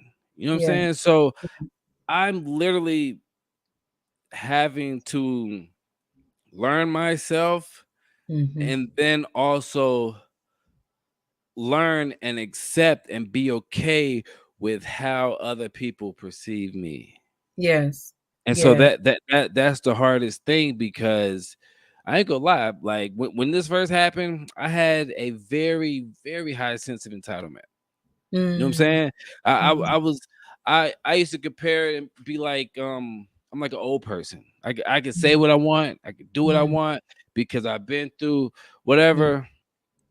Man, nigga, I went to jail, and I was like, oh yeah, I can't, mhm. I can't do what Yeah. I want. You know what I'm saying? Yeah. There's still a life going on, and Right. that's when you have to just either put your head down, and I mean that's what I did, and Yeah. I feel like I did it for, I mean, because 7 years ago, I mean, I'm not gonna go through the whole thing, but 7 years ago, she passed away. A little bit after that, I went to jail. A little bit after that, I went to a psychiatric hospital. Upon Mhm. getting out the psychiatric hospital, I was homeless, lived in Yes. my vehicle, got my vehicle repossessed. You know what I'm Yeah. saying? Had to move back with my grandma. End up Yeah. moving to somebody's house where they smoked meth all the time. I never did meth in my Yes. life, but Yes. and to almost wanting to commit suicide Mhm. on January 1st, 2020, but I felt guilty about it because my brother had just got done doing a 4-year bid, and so Mhm. I didn't want to take that from him Mhm. to moving back to Texas, getting back on Mhm. cocaine, doing Mhm. whatever. And then somehow getting my family back, Mhm. uh working bullshit jobs, getting my Mhm. CDL, and now I'm driving. You know what I'm saying? Yes. And Yes. so there, I ain't gonna lie. There's times where I mean, I would never do cocaine again because I don't like. I just don't like that feeling anymore, and I don't like how it made my nose feel. But Mhm. there's times where I'm just like, man, like I miss that old feeling Mhm. because I was like I was it was my coping mechanism. You know what I mean? Like that's why I say Mhm. I don't know the proper way to grieve. Mhm. You know what I'm saying? Like I went to groups in the islands and stuff like that, but I Mhm. still was bullshit. I was still doing stupid stuff. You know what I'm saying? So I've never really had the proper way to grieve. And then when it comes up like, hey, because I've been telling you like, oh, like 2 years now. Oh, I'm a I'm gonna go talk to somebody, yada yada yada. It's Mm-hmm. hard. You know what I'm saying? Like it's hard to just pick up and want to do it just because I'm like, you know what? I've been dealing with this for 7 years on my own. I hit Mm. rock bottom. You know what I'm Yeah. saying? Like I Yeah. used to sleep in my vehicle at the park. You know what I'm saying? Where when cops wake me up and be like, yo, you can't sleep here. So I'm like, what is talking to somebody gonna do? That's Mm. that's that's my mind. That's what you're thinking. Right. Yes. Right. Yes. Well, when you talk to me once a year here on this, what is that like for you? Um it feels good just because I like to just honor Ro, you know what I mean? But then I was thinking that I like to honor her, but as you know, I feel like if we keep doing this as the years go on, it's gonna honor her and honor me. You know what I mean? Because I feel like by this point, you know, because I feel like the last two times I went through the whole story. You know what I'm saying? Like a lot. You know, and I feel like at this point, people know the story.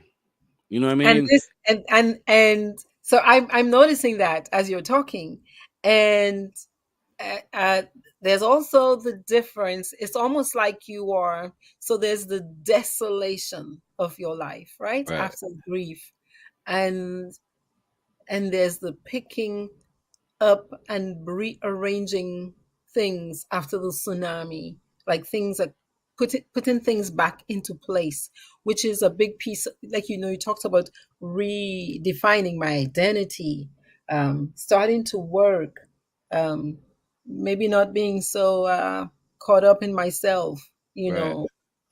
changing the way I parent. All of these things you said. Well, you mentioned the proper way to grieve, but seems to me like you're transmuting your grief and doing things like you're creating new and beautiful things. You're creating a new life piece Right. by piece. But definitely that's definitely true. But in the back of my mind, I'm still not dealing with the elephant in the room. But And what would it mean for you to deal with it? What would that look like for you to deal with the elephant in the room? okay, like since we're here, you know, I'm always gonna Yes, be honest. that's right. It's One your once a year, so no. one, you know, what I started doing, which I know isn't good, is I probably drink about a bottle of wine a day, Mm-hmm, sometimes two, if I'm feeling mm-hmm, snazzy. But mm-hmm. I do that, you know, and you know, just like because I feel like I'm probably alcoholic, but just you know, as a alcoholic would say as well, I never really get drunk. You know what I'm saying? I'm never just like messed up or I'm just belligerent. You know, I'm usually good, and I usually just go to sleep. But I know health wise it isn't good, and I know that there's some Just a liver might be working a lot. Your right, liver might be working a lot. but there's sometimes where I get that buzz where I'm just like, oh, like I just feel I feel okay. Mm-hmm. You know what I'm saying? So in order for that to work, I gotta deal with that. You know what I'm saying? Because like I'm drinking red wine out of a Popeyes, Mhm, you know what I'm saying? mhm, But mhm, mhm, I gotta deal with that. And one thing is I remember telling my mom that, like, yo, mhm, and that's for me, that's what I knew, like, oh, this may be an issue. I mean, mhm. because like I don't even really be talking to my mom about that, you know what I'm saying? But you know, when she check in on me and she's like, "Well, you know, like, you're not smoking no more," and I'm like, "Nah," because I got my CDL, whatever, whatever. But I was like, Yes. I do drink, and when I mention drinking to people, I mention it in a braggadocious way, where I'm like, "Oh yeah, I'm alcoholic. I can fucking drink," you know what I'm saying? Mhm, And now now including right now, thinking mhm. about that, like it just like, dang, like that kind of makes me feel dirty a little bit. You know what I'm saying? Mm. And so that Is it in any way similar, or how is that realization right now? Any similar to you being in that club that night, popping the champagne? um like and sadly, this I don't know if this is sadly or good, but like what happened in that club, popping champagne, I don't regret it. You know what I'm saying? Like that, Mhm. like at that was a moment where I was at a low peak in my life and I forgot Mhm. all about it. Mhm. You know what I'm So how saying? is this similar? How is there a similarity? And if so, what is it? Oh, I mean, there I don't think there is a similarity Mhm. because we're talking 7 years back then till now. Mhm. I've been through a lot more. I'm kind of more mature and I kind of see things for what they really are. So Mhm. like I'm telling you, like yo, I drink a bottle of wine, and you know what I'm saying? And I'm Mhm. steady like sipping from this cup. Mhm. I One thing about me is I can always let you know the issue. Whether it be about me, I can tell you the problem, but it's just now is I got to deal with it. You know what I'm saying? And so for me, I look at it like I don't know, like I just want to be in a good space if I go talk to somebody, and but then me saying that sounds like an excuse because it's like yo, I'm gonna go talk to somebody when I stop drinking, but I'm gonna keep drinking for the rest of the week. You know what I'm saying? So there for me, I feel like there just has to be a point where it's just like, all right, tomorrow you going.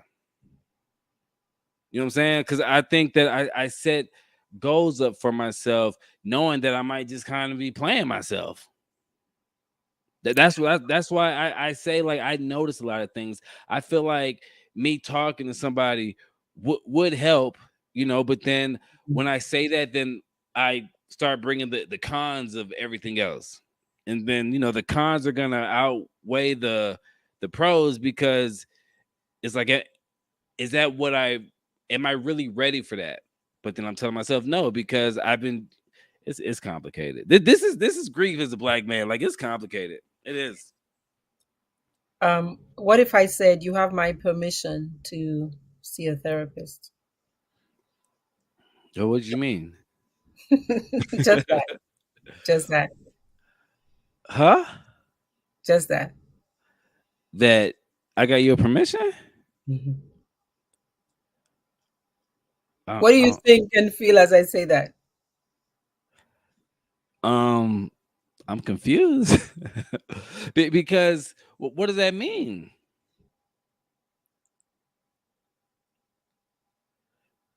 Huh? Just that.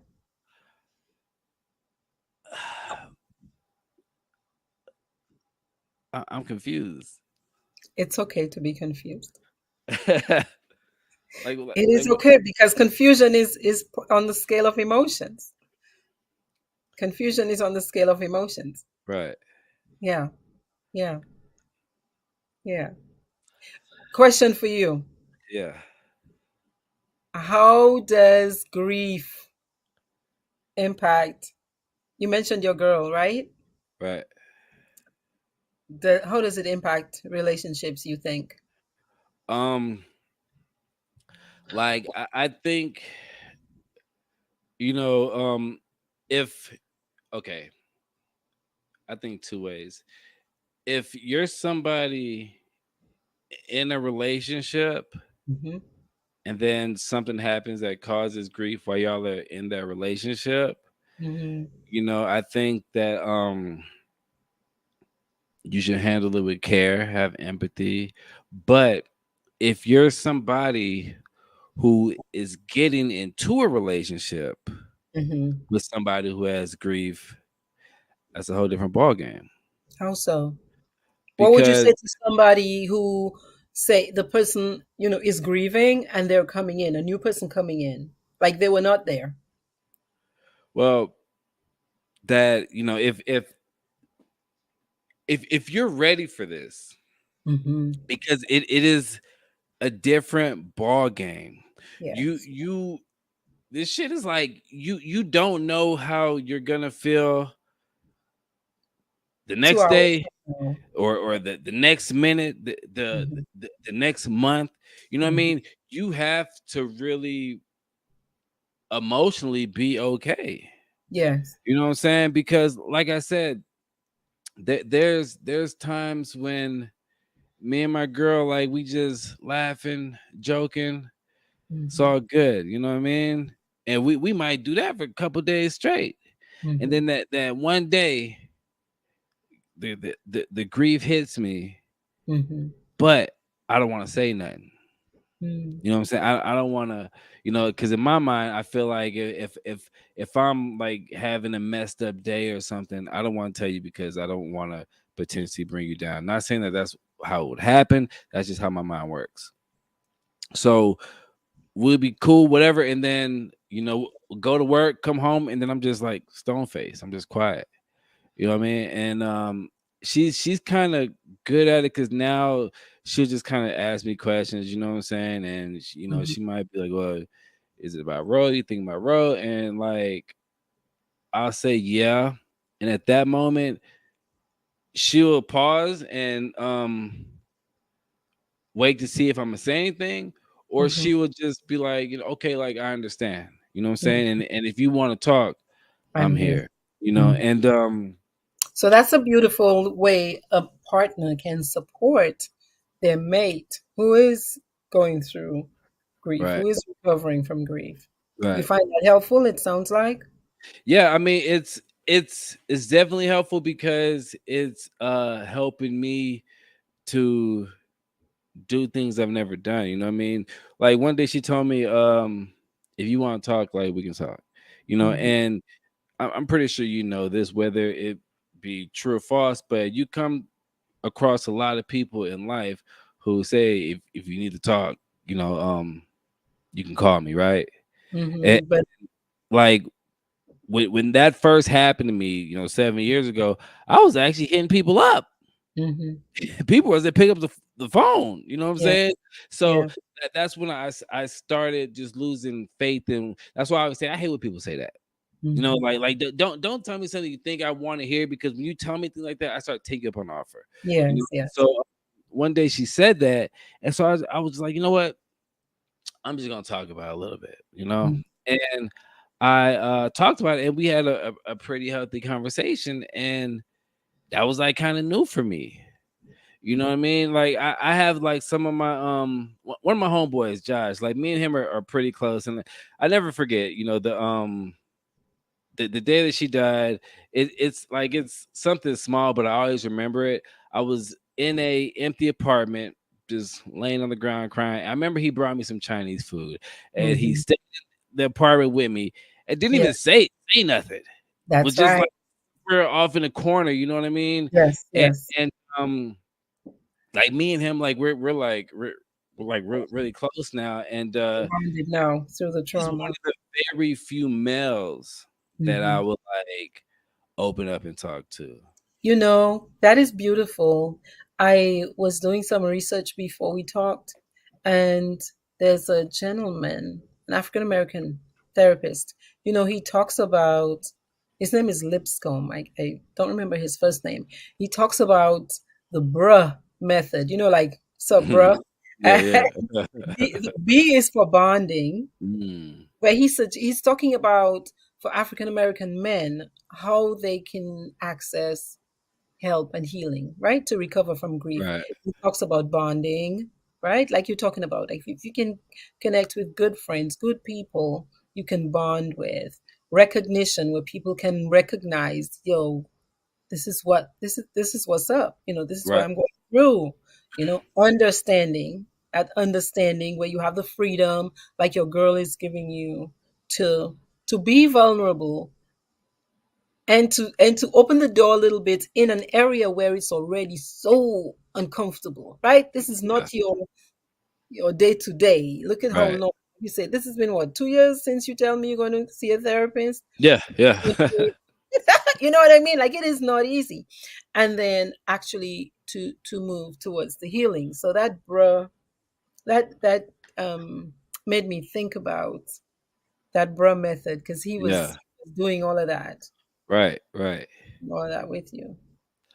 And I mean, it's like I just realized that there's gonna be some people that you come across that can just handle it Yeah. whatever way. You know what I'm Yeah. saying? Like Yeah. like whatever way like they can handle. You know what I mean? Yeah. I've had friends that I will like talk to, and I was feeling like committing suicide and shit. This happened a lot in the islands and stuff. You know what I mean? Mhm. And they would what I liked about it is they wouldn't hit me back with some stuff that I wanted to hear. They Mm. hit me back with things I needed to hear. Right. With You know the what I mean? truth They from hit the me back with things raw. that like made me question myself. You know what I'm Yes. saying? Like one of my friends, you know, I to me it was good, you know, but I remember telling him, you know, like I want to commit suicide. I remember he Mhm. called me, he was just pissed. He was like, "Why would you call me and tell me that and put Mhm. that on me and yada yada Mhm. yada? Like you're in the islands, I'm out here in Mhm. Texas." You know what I'm saying? And it made me just think like, what's the end goal of this? Yes, I do. Like I always look at it like, yo, if you want to commit suicide, you're gonna do it. You're not gonna tell a whole bunch of people, because when you do that, in my mind, I feel like it's a cry for help. Mhm. You're saying like, yo, please stop me. Like I want to do this, but please stop me. You know what I'm saying? Mhm. Mhm. And so that made me even question myself, like at that point in time, if I wanted to kill myself, or if I was just having an outcry for attention because I didn't know how to express myself and open up about things and tell somebody like, hey, I'm sad and I'm not feeling good. Because even still to this day, that's one of the hardest things for me to do, is tell somebody like, hey, I'm sad. Mhm. Mhm. Well, if you did have the thought to commit suicide today, knowing what you know now, what would you do? uh I mean, I just wouldn't I wouldn't do it. You know what I'm saying? What Like would you do? What would you do? I'm a scary dude, you know what I'm saying? So I would never do something that's gonna inflict a lot of pain on me, that's gonna hurt. Mhm. So I would never slit my wrist. You know what Mhm. I mean? I would never like shoot myself in the head, because Mhm. because see, the way I look at it is there was times I wanted to, Mhm. but you always want to have that like, but if something goes wrong, I'll be alive. Mhm. You know what I'm saying? And so Mhm. I always felt like that. But then I started, you know, like once you get kind of consumed in it, because I was used to like read up on suicide and all this In stuff a ways. lot. And then Mhm. you start reading about the people who failed, and then the Mhm. people who were like messed That's up in life, important. who were That's like when you say that's vegetables and right. paralyzed, you know what I'm Mm, saying? So that's right. I'm scary, you know what I'm saying? So Mhm. I'm too scared to do it nowadays. And then plus I have I have my family, you know what I'm saying? And I know Listens that to you. that would be just like it would, you know what I'm saying, for teenagers, my girl, you know what I'm saying? But Mhm. also that, and I'm very like touch and go with this, but with Devin, because I feel like she was like a second chance. And so like how I always Mhm. say that, yo, I never got to witness this, you know what I'm saying? Mhm. So why would I, you know, take something away now when I'm like in the midst of witnessing what I haven't been able to witness? So you just gave some powerful, what we call reasons for living. So Right. these are the thing is though, sometimes depending on your mental state, like even your ability to problem solve and reason, that's compromised when a person is very, very, very depressed. So the Right. thing to do is to call 911. Really, the thing to do is to call. I need help. Right. Beyond in the throes of you mentioned earlier that you have been hospitalized a couple times. Was Yeah. it for suicidal ideation? Yeah. Probably a little bit after my daughter passed, I Hmm. remember my ex, my daughter's mom at the time, Hmm. I remember telling her that, you know, like this, because when this first happened, like Hmm. she had a lot of her family stuff lifting her up and shit, She you know had what I'm saying? support. And Yeah. for me, I'm going through it. You know what I'm saying? Like I went to jail, you know what I'm saying? Mhm. Like that's why I say for me, and it could be my fault that I haven't just really got the proper time to grieve because I went to jail, then I went to a psychiatric place, got out, was homeless, you know what I'm saying? So I've always just kind of been in fighter mode, you know what I'm saying? But In anyway, distress. what Yes, in crisis mode. Yeah. so when that happened, I told her, and I remember we were at a restaurant and we called my mom. And so the thing is, like, if you know that I'm for real about something, is when I call my mom. You know what I'm Mhm. saying? And so I asked her, she was like, "Oh, you know, you should probably go." So it was literally me going to the ER and being like, "Yeah, I'm thinking about killing myself." You know what I'm saying? Yeah. So Yeah. they just put you in the room for a little bit, then they Mhm. put you in a place because you're saying, but when I'm in this place, I can voluntarily leave like when I Mhm. want to, you know what I'm Mhm. saying? But I stayed like I think the whole week, and it was tough because at first you're in a room or you're in a facility with a bunch of like people who are relapsing Some and of shit. them might be right. Some of them might be more, Yeah, might be yeah. Like struggling. I was the only one in there who was in there because I wanted to commit suicide because I just Mhm. lost my child. And Mhm. so at first, the first couple of days, I didn't mess with any of them. Like they would have group therapy. I didn't go. I just stayed Mhm. asleep all day because I was just like, there's nothing y'all can.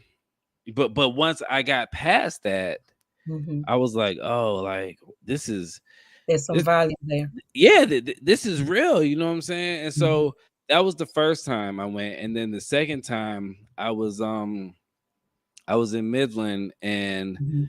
I felt like that again. Mhm. But this time it was, oh man, I don't know if I should say this, but it was just bad because my 10-year-old daughter, her mom had took me, and Mhm. so we were just in the ER and they're doing all types of tests and stuff. And Mhm. what was embarrassing for me, which I knew that I was just like, yo, what are you doing? Is when they came in, they're like, oh, well, he has like, I forgot how they worded it, but they pretty much said that I had like cocaine in my system, but they didn't say cocaine, but they Mhm. said like it was something, you know what I mean? But I was like, damn, like my daughter's right here, you know what I'm saying? And I was like, yeah, what are you doing? Mhm. What are you doing? And they took me to the place. I'm in the place, and I remember I'm still there voluntarily. Mhm. And I remember saying, you know what, like I'm gonna leave. Mhm. Like I don't need to be here, you know. And I remember they were like, all right, we're gonna let you go. Just sign right here, but we don't recommend it.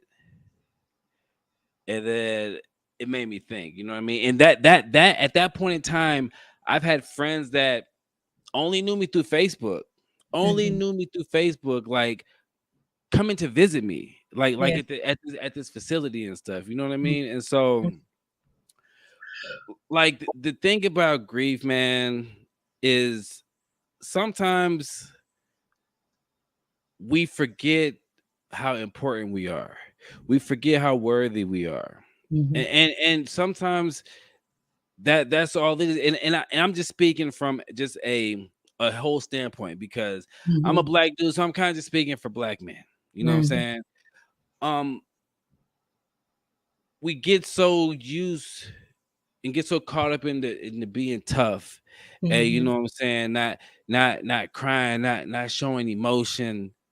Because one thing that's hard for me, even still to this day, I have to practice my emotion because sometimes, like I said, a lot of stuff doesn't bother me, and so I have to put myself in situations to be like, DJ, these people haven't went through what you went through, so to them, it's a big deal, Yes. and Like their threshold, like their tolerance level is right, like right, like whoa. right. Yes. Yes. And You so know, go, I go just ahead. think that for a man, you know, it's hard to pour out our feelings and everything, but I just think if there's anybody out there that you're dealing with, just let them know that they're worthy, that they are strong, you know what I mean, and that they are dealing with it. And don't push up on somebody. Like if I'm talking to you about my daughter and my feelings for 5 minutes, and then the next minute I start talking about, oh, look at LeBron did, like that means I'm moving on from it. Mm. You know what I'm saying? And Hmm. so you it just sucks because you just really got to pay attention a lot more on both parties. They might have to pay attention more, and you might have to communicate more. Like you might have to say, okay, all right, I need 5 minutes Right. to pour out, but okay, I'm good now. because because the thing is, like we were just talking about, some people's threshold is much lower. So Right. for them, the thing you told them might be like, oh my God, I need to be around you and hug you and just touch you and be there for you, be Right. your support. Meanwhile, you're like, okay, that's as much as I can handle with the Right. emotional bit. Yeah. Yeah. So it's a two-way, because if you teach them, then they know where your boundaries are, Right. but they can give you the amount of support you can handle in the moment. Yeah. You And, were saying something earlier. I wanted to go back to, you were talking about the fact that maybe because you also had all of these other high level crises uh, right after, back to back to back to back to back, that would make sense, that would complicate your grief. right. It got in the way because you're fighting for survival. Yeah. Yeah. And Yeah. so I like I said, I've done so much, you know what I mean? Like from being homeless to this, to doing this, and then moving to islands, and then, you know, moving back to Texas, COVID hit, and just dealing with a lot of stuff helped Mhm. me to ignore the grief and just kind of Mhm. just numb everything. Mhm. It like it's not fair, but I be living off of, all right, nobody cares, just keep it pushing. You know what I'm saying? Like Mhm. you're about to go into some deep story about how you got this grief and lost your daughter. Like nobody can relate to that. So what Well, what I would say to that is that there are people, like me, who, that is the way you drive your big truck. That's what we do. Right, right. Mhm. That's true, but the what I'm giving you from the point of view is to how my mind thinks it. I Like get there's a it. lot of times in my mind where I know what I'm telling myself Mhm. isn't the proper way of doing it, but Mhm. it's just the fact that I've been covering up my grief so well that Mhm. it makes the most sense. It makes the most sense, and it's kind of become habitual in a way, Right. like the way you're doing. Okay. Well, let me ask you this. Sometimes for the brothers, it helps if you can connect the activity with a higher goal. For example, I want to be emotionally free as I can be, to be the best version of myself with this new identity I'm creating for Devin, for the rest of the kids, for my girl. I want to, because I've been covered by this grief, perhaps I can look at therapy as a way to uncover, remove this stuff from me so that they can have access to the real me, to the full me. That's true. And and just me being real with myself, I know that I for me to do that, I got to get past the being happy makes me feel guilty. Like Well, to what if therapy is the path to get you to the getting over the being happy makes me feel guilty? What if that's the road? What if I have to do that? What if it's in that path that I figure out how to do that? and like I feel that uh I feel that you're right. Like I feel like sometimes like I'm a realist, and so I'm 36, gonna be 37 in July, Mhm. and Mhm. now I'm more open Mhm. to doing the therapy to trying to fix it, but I'm also just giving you the perspective of somebody who's just kind of just been closed in, because Mhm. even from the time we met, Mhm. we've talked about this, but still in the midst of talking about it, like life-changing events been happening. Mhm. So we're talking about this grief, and then I'm like, oh man, like my girl's pregnant, yada Mhm. yada. You know what I mean? We're talking about this grief. Then I'm like, oh man, I'm getting my In my this new job, get my license, CDL. You know what I'm saying? So CDL. I feel like we talk about the top layer of the grief, and Mhm. then I kind of distract myself with something else. So then the Mhm. next time we talk again, we talk about the Mhm. top. That's why I said this time I'm not gonna go through the whole story. You know what I mean? Yeah. Because Yeah. I feel like, you know, I want to make some change. You know what I mean? I want to like really honor her, whether it be I'm talking about her all the time, or whether it be you look at me and I'm just the proof that, Mhm. you know what I mean. And so Mhm. now I'm okay with making progress, and I mean, Mhm. this is it's a bad analogy, but like I said, It makes sense to me. me Makes me sense. me me, me accepting that she's gone, I felt Mhm. like is me accepting that I just got life in prison. You know what I'm saying? Yeah. And Yeah. once you accept that you got life in prison, knock on wood, Mhm. then Mhm. you start doing more things. You start Mhm. trying to live a fruitful life, because Mhm. you like, I'm not about to go back and forth with myself about what I could have done, what I should have done. I'm not finna do Mhm. that. Like that Mhm. that I went through that for like 2 years. That You've done made a me lot of sick. it. You know what I Yes, yeah. mean? And so now I see all my downfalls. And so now it's like, okay, I have to accept that I'm gonna live with this. I have to accept that some days I'm gonna be good. I have to accept Mhm. some days I'm not gonna be good. But Mhm. how do I deal with it instead of just hiding from it and then just Mhm. starting over? And that's what I've been doing for 7 years. Is I'll kind of deal with it, and then Mhm. I'll hide from it. You know what I'm saying? So like after April 20th goes, is April 21st, then like Mhm. I try to be positive, my mind on different things, and I'm good. But then my birthday July 21st, hers is July 23rd, then it's the cycle again. Mhm. And now I've forgot everything that I've been doing, and Mhm. I start over.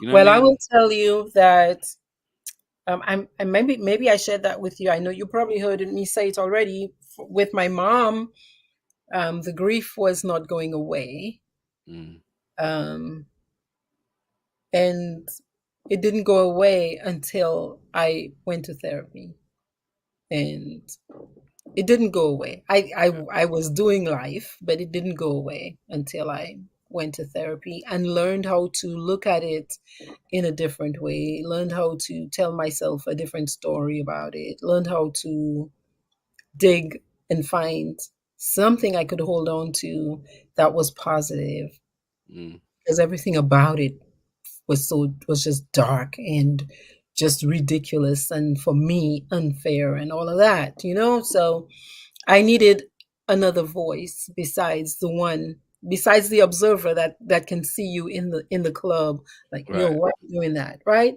Besides myself all the time, and somebody else that I could form a relationship with to help me see it help me consider it. Like what did therapy like do for you for dealing with your mom? um it helped me. I cry a lot more. So it helped me cry. I did the numbing thing. Mm, I did the numbing thing, but I would fall apart on the anniversary of her death. So I wouldn't be able to get out of the bed, curled in the right. ball, like, just I can't. couldn't go to the to on Mother's Day was another day, like on Christmas, Mother's Day Mhm. and her birthday and the anniversary, those kinds of days. Right. Um, so I did hypnotherapy too. Hypnotherapy was powerful because it went straight zoom to the experience and helped me release my rage that Right. I've been storing up, release my rage about it, and make some new decisions about how I was going to move through life. So after that, I was able to, we talk about rearranging life. Like it's like you're putting the furniture is all over the place, and you got to set it up nice now. You Hmm. create a new identity. So it helped me do that in a way that felt good, that felt okay, you know and I could move on without feeling guilty, like it was I could move on without feeling like I was leaving her behind. Does that make sense? Yeah, but what I'm saying is like because this is just my open thought process is what are, like I always feel like what are they going to tell me that I don't know? Well, here's the thing, there's no way for you to know that except if you have the experience. The Right. other thing is my experience is going to be different than yours. So what's the biggest loss? What would be the biggest thing you would lose if you went to a therapy session? Time, I guess. Nothing really. Right. Yeah. It's about as much time as sitting scrolling through TikTok. Right, right, Yeah. It's a new experience. You know what I right. mean? Like no judgment, nothing to lose really, Yeah, except a little bit of time. I mean, if you got insurance, barely anything, it's like a meal, calling Uber Eats. yeah. You could consider it, okay, let me experience this.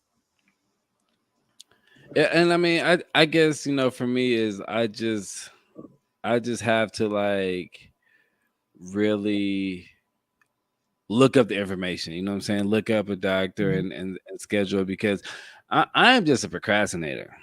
I am a procrastinator, but then I also it's weird because I like to do a lot of uncomfortable things because that's Mhm. what you have to do.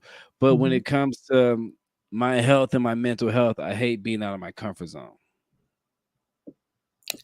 I would say that you will be out of your comfort zone for a little while until you won't be anymore.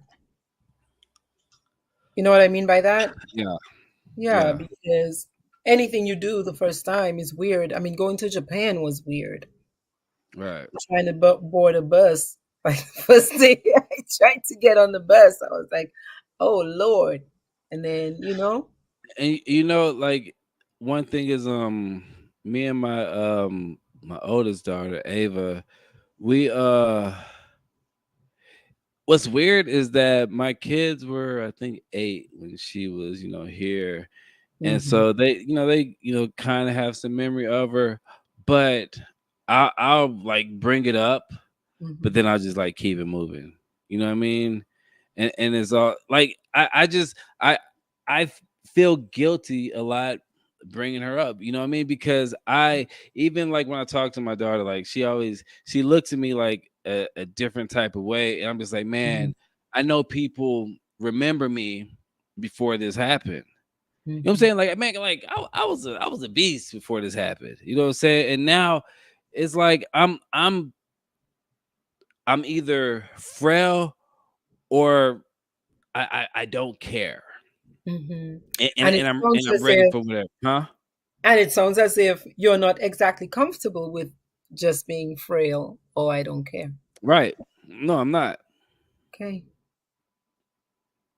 But I feel like I'm going to start having to be comfortable with it because now it's making sense to me that this is my reality. You know what I mean? When I first started at Coke, one thing I always tell myself is like, man, don't can't cry on the job. You know what I'm saying? Like you're a truck driver, you're out there, and so when I'm out there, I don't even be thinking about nothing. You know what I'm saying? I'm listening to music, whatever, hmm whatever.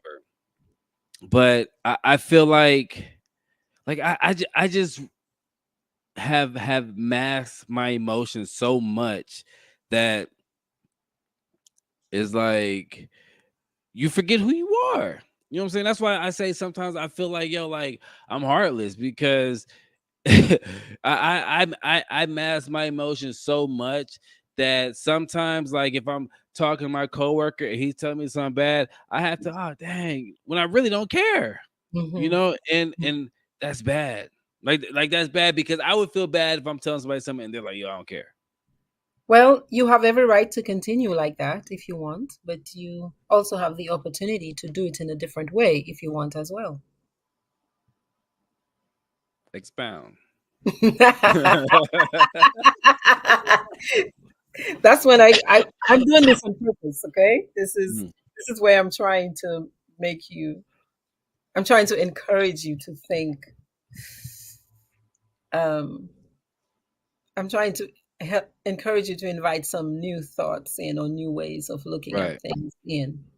What I'm saying is you have every right to continue to exist on the earth like this. Mhm.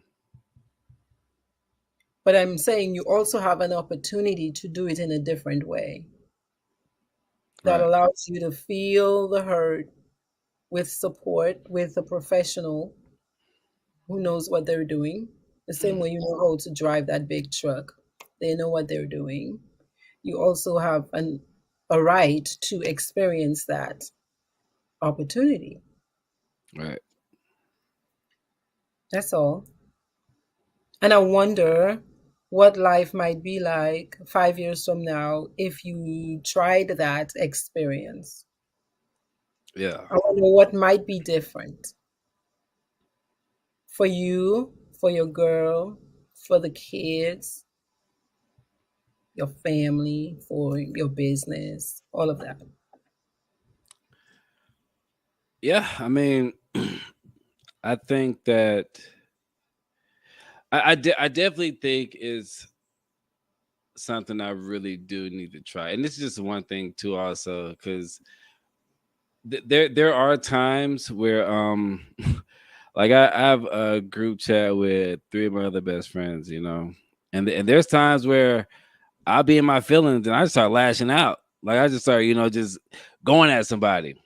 Mhm, And it's like very passive aggressively, you know what I mean? Because I'm mhm, joking, but I'm, you know, and then the truth eventually comes out because I'm like, yo, mhm, I'm drinking, I'm in my feelings, yada yada yada, you know, and I'm telling you, and I'm telling, you know, saying this publicly that I really do, and I want to try for this year to like really try to get like some type of professional help because mhm, my what's been kind of keeping me good is I always say like I've been dealing with this and for 7 years I haven't slept a full night. You know what I'm saying? Like I'm mhm, always waking up at 2, 3, whatever.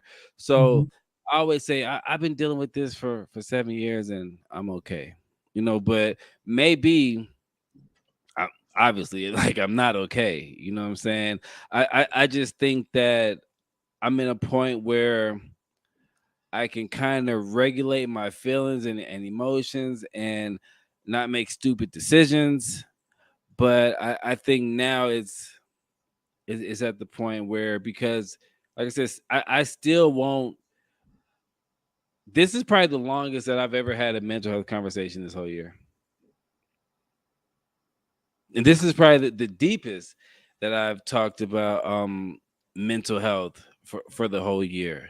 Mhm. You know what I'm saying? And coming into this, it felt like, yo, like this is gonna be good. But now, like hearing myself talk, I'm like, dang, like I kind of just been like cheating myself, I guess. But the thing is, I don't know how not to. Well, um, are you okay learning new things? Yes, You, definitely. you exactly right. Like last year when we talked, you didn't have your CDL. Right. Boom. Yeah. Yeah. But that's life things though. Well, are you suggesting that this is not life things?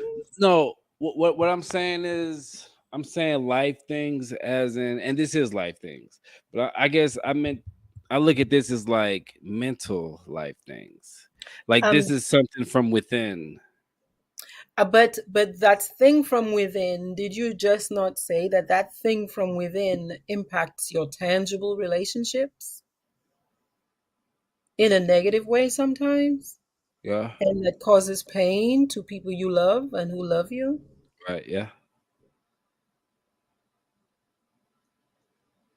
And Yeah. that you have every right to continue it like that. You know what I mean? Like this could be the rest of your life. Like you could choose for this to be it. Like you say, you could choose for this to be a jail sentence.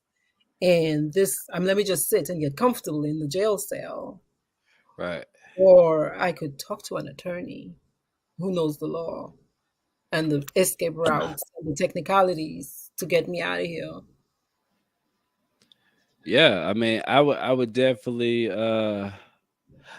prefer that. You know what I'm saying? Because even though, like I said, the acceptance of of knowing that this is gonna be, but I want to get to a point where like I'm in love with myself again. You know what I'm saying? Like I love me. You know what I'm saying? But like I'm not in love with myself. You know what I'm saying? Like there's a lot of times where I hate myself. Hmm. You know what I'm saying? And I feel like I'm just emotionally scarred, and Hmm. like I'm a thinking Negro, but I'm also a negative thinking Negro. So Hmm. when I think about this like, okay, I could be a a millionaire like Hmm. in 10 years, Hmm. but then other half of my brain is like, yeah, but you still got this grief, and then 10 years, Rose can be like 18. You know what I'm Hmm. saying? And so that's how Hmm. my and then it's like, boom, bring me back down to earth, Hmm. and Well, that's go ahead. I get that. I hear that. When I hear you say that, though, what I think is that what I see is the opportunity for intervention. Okay. Because clearly, okay, so imagine it like this. This is as far as I've gone alone, and I've Hmm. come far because you went down the list of all of the homelessness, the in the car, the this, the hospitalization, the this and the that. I've been, and then the climbing up and out. I got my license, I got my family back, right? And that's been a lot of work. I mean, you did that, yeah. Right. But I honestly don't think human beings were meant to be alone, like just to live life. And Right. like we do better in tribes. So there's this African proverb that if you want to go fast, go alone. But if you want to go far, go together. Mm. Because when I'm Okay. tired, you can help me out. You know what I mean? There's so much, you know, that going together and using support and recognizing our vulnerability, because the just because I seal it off doesn't mean it doesn't exist, Right. because that's the part that is being passive aggressive, that is lashing out, that it has got to numb, it's got to drink the wine every day. So it's there. It's just how am I going to dance with it? No, we could dance a disco, and or we can't dance. We dance like two left feet, or we could do a nice little waltz together, or a nice, Right. like really be vibing. So there are many ways to live. It's just me choosing how. Right. Mhm. I never thought about it like that. Yeah, and all of them I have a right to. I could, like the jail cell analogy. I could choose the jail cell because I'd be alive, you know. But I could But also but choose. but like how you say, I have a right to feel this way and be this way, but is it right though? Well, that's you. You get to decide that, because there's no Mm, rule. It's like, who made that rule, right? Who makes the sure. rules for whom? So if you're making the rules, might as well bend the rules in your favor. Right. If you're the one making all the rules in there, you talk about that observer part of you, which is very active. Mm-hmm. Sounds to me, right? Where you're paying attention to yourself. Your self-awareness is there. What you're saying is, but I'm choosing to not take certain actions that might change my outcomes. I Yeah. see the thing that I'm doing, but I am choosing. There's a theory called choice theory, right? Where it's like essentially that, like I'm choosing the pain, and there's reason, I might be getting benefit from it. Um, although grief is a thing, man. Is there's no, I, it's just there, but there are ways to move through and change it and rearrange it and look at it Yeah. and and we do get tired. If I'm the one looking, I'm going to be seeing this, this. If the other person is looking, they're going to see over there. Right. And man, look at all what I'm missing. I'm looking at it like this. Yeah. I got somebody else and they see all of that. So would you are you do you communicate actively through your grief? What do you mean? Like do you talk about it? Oh yes. That's what I'm trying to do with all of these surviving grief things. Mm. Yeah. So so you don't have an issue about talking about how you feel, how it's making you feel, or Um no, now. when you say like issue, what do you mean? Well, what I'm saying is like you're doing this surviving grief, but I'm talking about the cameras is off. Around me, You- sometimes I do have challenges talking about it to people.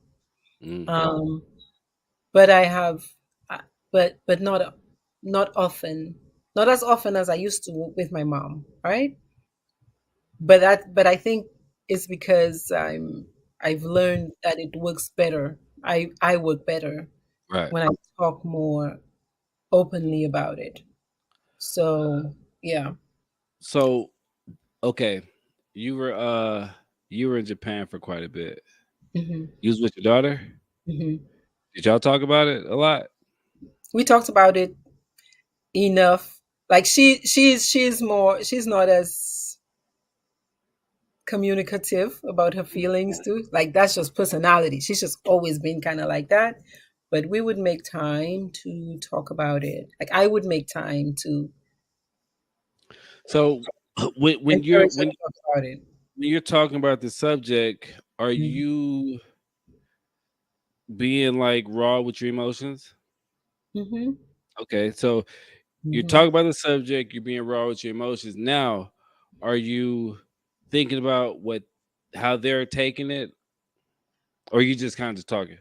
I'm I mean, I don't know that I'm thinking about how they're taking it because I've learned I can't control feedback. I can't control another person's response.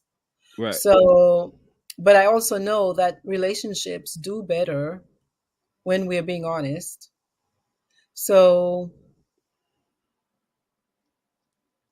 it helps too, even I think when you're being vulnerable with other people, it helps them feel closer to you. It helps to build intimacy because the idea that I'm almost always strong, that's already a lie because that can never be true. That I'm always strong and I always have to be, I got it together. That's Right. already a lie on its face. And the other part is, well, who is that for? Who am I being this strong for? For me or for them? Am I, who am I saving from myself? Them? Me? What is So my motivation for doing this? who are you saving? Who is it for them or for you? That's the thing. More often than not is for the other person. I would be trying to Right. protect them from myself. But the thing is, people don't want to be protected from people they love. We want to know that if you're having a hard time so that we can support you. Okay. And so the reason why I I asked you that because in my mind, say if I'm like feeling down and I'm telling you about my situation as Mhm. I'm telling you, I'm thinking about how you're perceiving this, and so Mhm. now I'm trying to filter what I'm telling you because I don't want it to be that drastic because I think you're gonna take it hard, right? Mm. And Yeah. so on another aspect, I'm telling you, and you're taking it hard. You're like, dang, oh man. But I'm telling you, and then I'm just moving on. You know what I'm saying? So like Mm. that, and that's how it is for me. So for me Mhm. is I'm always thinking about if The other I'm person. yeah, because I'm like, oh man, like last time I saw her, she was in a black bassinet with a tube down her throat, and so I'm thinking Mhm. about, man, this might Mhm. that might be like too much for like somebody to really, you know what I mean? That's a lot, but That's why I encourage you to go to a professional who has heard so much worse. Who that's just it's about back again to the container. You were talking about like threshold. People telling you about something like whoa, and then you're like, man, that's nothing. yeah. So that's why you go to a professional who's trained to hold. That's what we sit and do. We just sit and do this. So our muscle to tolerate that is way stronger than a person who, like your friend, you know? But then okay, a professional, and I mean, and this is see, like I gotta get past my mind. I'm my own worst enemy. You know what I mean? Because I think when I think of a professional, then in my mind, I'm like, well, they hear this all the time. So do they even really care what I'm saying? Actually, they do care what you're saying. It's the job. I want you to think about this. They're a professional. They're trained. They know what they're doing. So all of this stuff, it's like if you go when you get on a plane. You've flown before, right? Yeah. So the pilot knows what they're doing. Right. That's true. Yeah. That's true. So I'm And gonna I, say I see all the dancing around, but I understand it. Okay, I'm gonna call it dancing. This is me, your cousin, teasing you about the dancing around what the you mean. therapist, like actually saying, "Yeah, I'm gonna go next week. I'm gonna go." Oh See. yeah, yeah. But but the therapist in me understands that it's anxiety and discomfort and this Right, new thing, this weird thing that you've had many thoughts and ideas about all your life that your body doesn't feel comfortable at the right, thought of going in there. And but again, you're an adventurous guy, so perhaps you could consider exploring it as a, hey, this is a new thing, let me do this for my podcast, and let me go to this random, it's like eating fufu.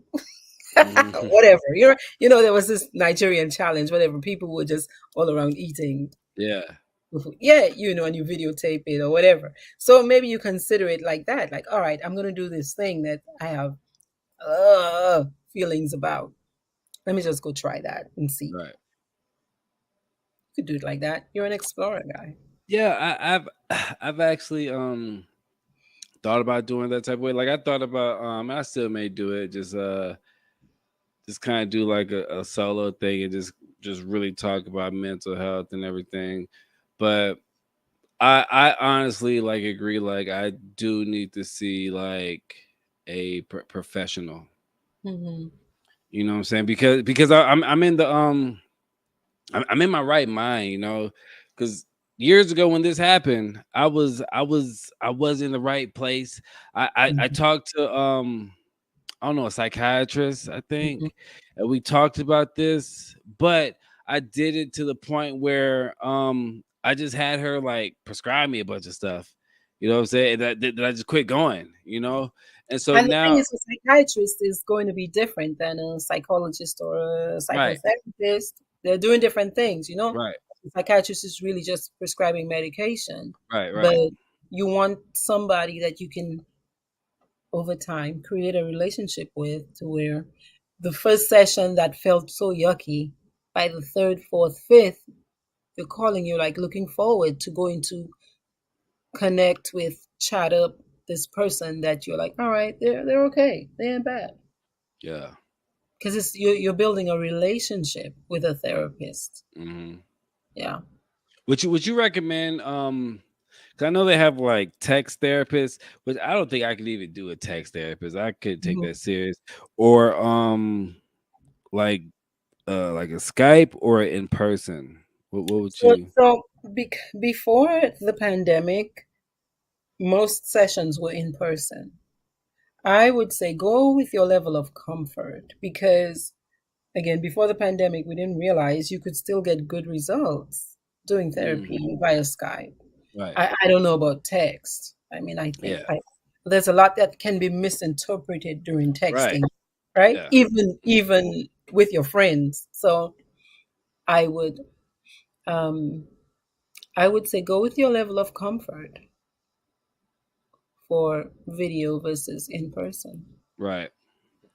I would see I have this weird thing that I am in such a rhythm in my life. It's just so simple. It's wake up at like 3:45 for work, get to work maybe at 4:30, come Hmm. home, chill a little bit, go Hmm. to bed, wait. You know what I'm saying? So I'm definitely gonna explore my options in both. I'm gonna first look up if there's like a Skype one Hmm. because I am I am such a calculated person Hmm. that if I have my day plan and then you're like, hey, you got a therapy session at 2 p.m. It Hmm. would just screw up a lot of stuff. And then Hmm. that's when I become like the biggest procrastinator and stuff. I convince myself, like, oh no, Yeah. bro, you're good. You're good. Like you know what I'm saying? There are many therapists you can see on the weekend, in the evening. Just Okay. flexible. Yeah, flexible. You just work it with the person. You see a Mhm. therapist? I asked you this before. I am not seeing somebody right now, but I have a person who's kind of like who's been my therapist for like 20 something years. But So when do you feel that you gotta see one? last year, right after my fiance died, Mm, I did. When I was when I wanted support in,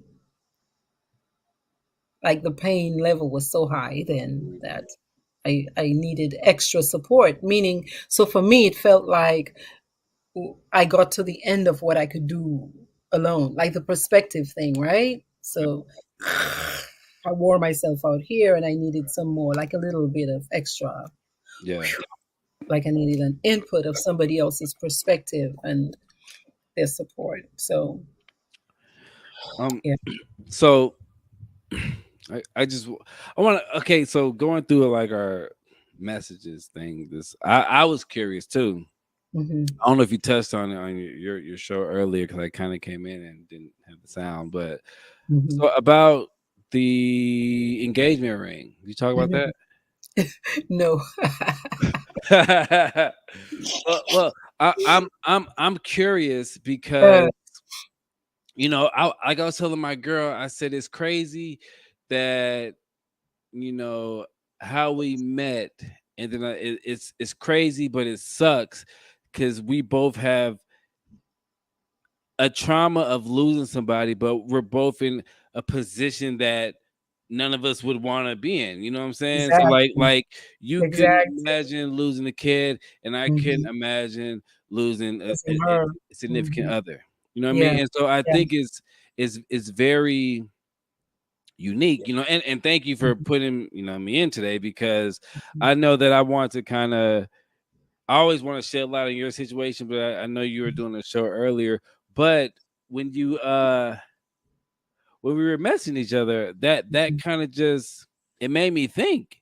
And Yeah. then I thought, and I'm just, just be real. I'm not trying to offend anybody. When Yeah. when is it okay to keep wearing a ring? When is it Mhm. not okay? When is it okay to move on? You know what I mean? Right. Because you're still good with his family, right? Yes. Oh, yes. Oh, yes. So And so she is, so yeah. it's and I don't even think it's a different type of pressure because Mhm. like you move at your own drum, you know what I'm saying? Mhm. But Mhm. what are your thoughts on that? Because I know like me, like this is my daughter's fingerprints and it has Mm. her name and her Yes. date and when she died. But I really wear this like if I'm missing her Mm-hmm. or like upon this day, but like other Mm-hmm. times like I don't really wear it. Yeah. You know what I'm Yeah. saying? But I know that it's different in your case, but Mm-hmm. so how do you decipher through all that? Oof, man. So that was a tough one. It's still it's tough. So you're talking about when did I remove my ring, or do I still wear my ring? Hmm. Um, when Japan was very powerful for me. Japan, I think in Japan I stopped hurting every day. So I stopped hurting, at that 8th level, let's say, every day.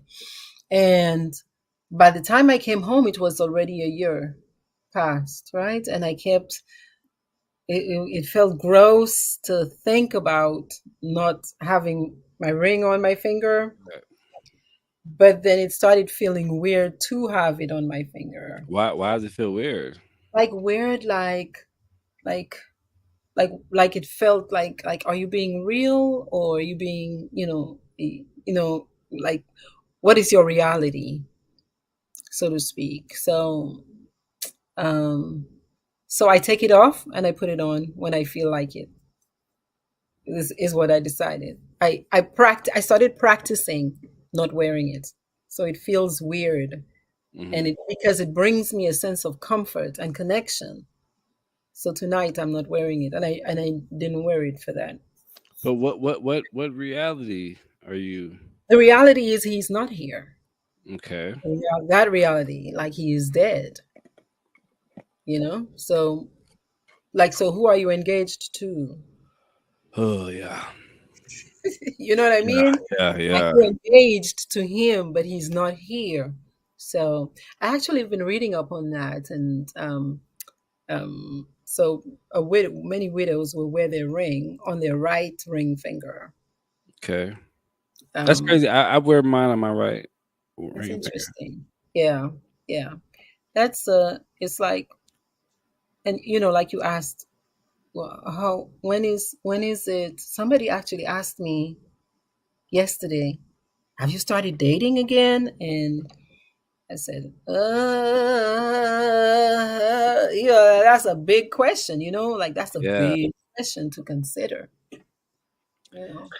Yeah. Like I feel like I mean, this is just my mind, but I feel like if you start dating, it's gonna have to be like some dude out of a Tyler Perry movie. Like it has to be magical. You know that they always they're always trying to get the woman who's just so scorned. You know what I mean? And he's just like, yeah, I can prove this to you. Like it has to be like that because the way I'm thinking, and as of you, and I'm like, when are you not comparing? Right, right, And right. the thing is, what's so crazy is even having a stink. Like Yes. I had to because I had friends being like, "Yo, stink could be Ro reincarnated, yada yada," Yeah, and I was like, I don't like that. Like yeah, I don't like that. Like she's her own person. You know what I'm yeah. saying? But one thing that I did overcome is that, and this happened quick, but I stopped comparing them. Yes, yes, You know what I yes. mean? And realizing like she is who she is. Like, does she Mhm, have a lot of similar traits? Yes. You know what I'm mhm, saying? Me and mhm. Ro were like really close. Me and Stink are Yes, like really close. You know what I'm saying? And yes. so now it's like when we be going to sleep, like she'll come and she'll like curl up on me and she'll Mhm, go to sleep. And I used to feel guilty about that. You know what I mhm. mean? Because there was one point where I was the only one that could put Ro to sleep. You know what I'm Yeah, saying? But yeah. now I'm very thankful and grateful Mhm, to be experiencing because I'm experiencing, a part of a a child that I haven't experienced before, and I'm mm. not just so much going mentally crazy doing it. Like I'm able to like really enjoy. You know what I'm Yeah, saying? Like be I clear-minded. yeah, like I was sitting here the other day, it might have been yesterday or today, and I'm just like, man, my vacation gonna be over Sunday, and I'm Mhm, like, 95% of my vacation, like I've been chilling with Stink. You know what I Hmm. mean? And like I'm I really, loving I wouldn't trade it. You know what I mean? it. Like we just have like just a different type of bond. You know what I mean? And so it was, yes, like I'm always gonna love Ro, and I'm always gonna Yeah.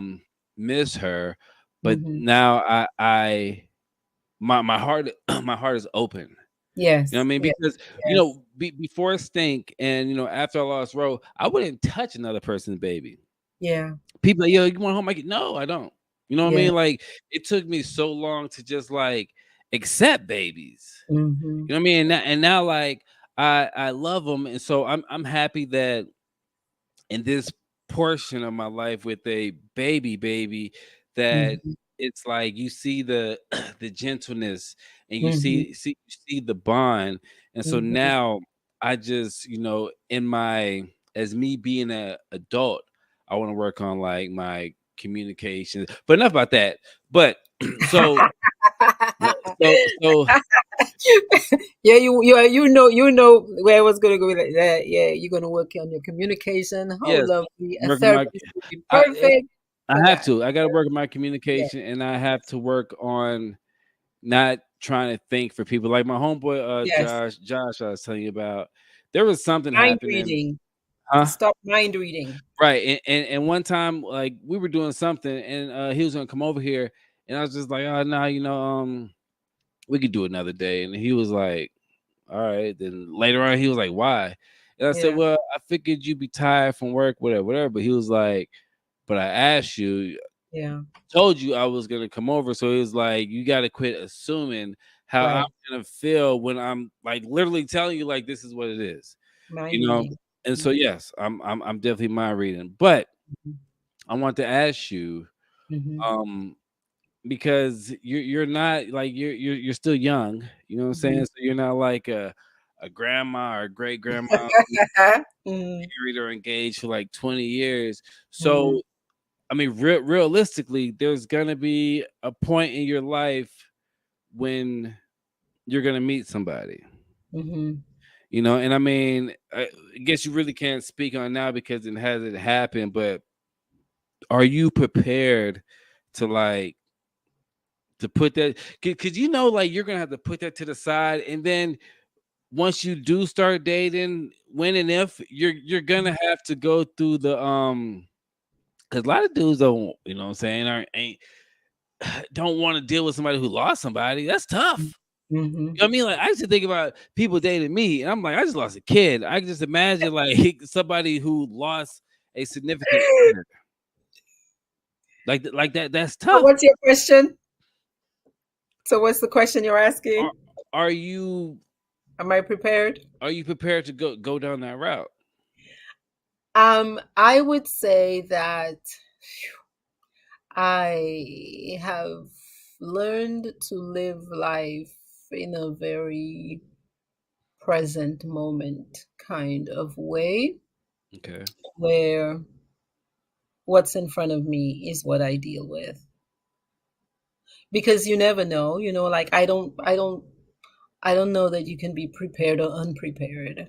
Or maybe I'm being evasive, but but like take it as it comes. Take it as it comes because it's some parts are going to feel yucky, like you say, like you're going to be like comparing Hmm. until you don't compare Yeah. anymore.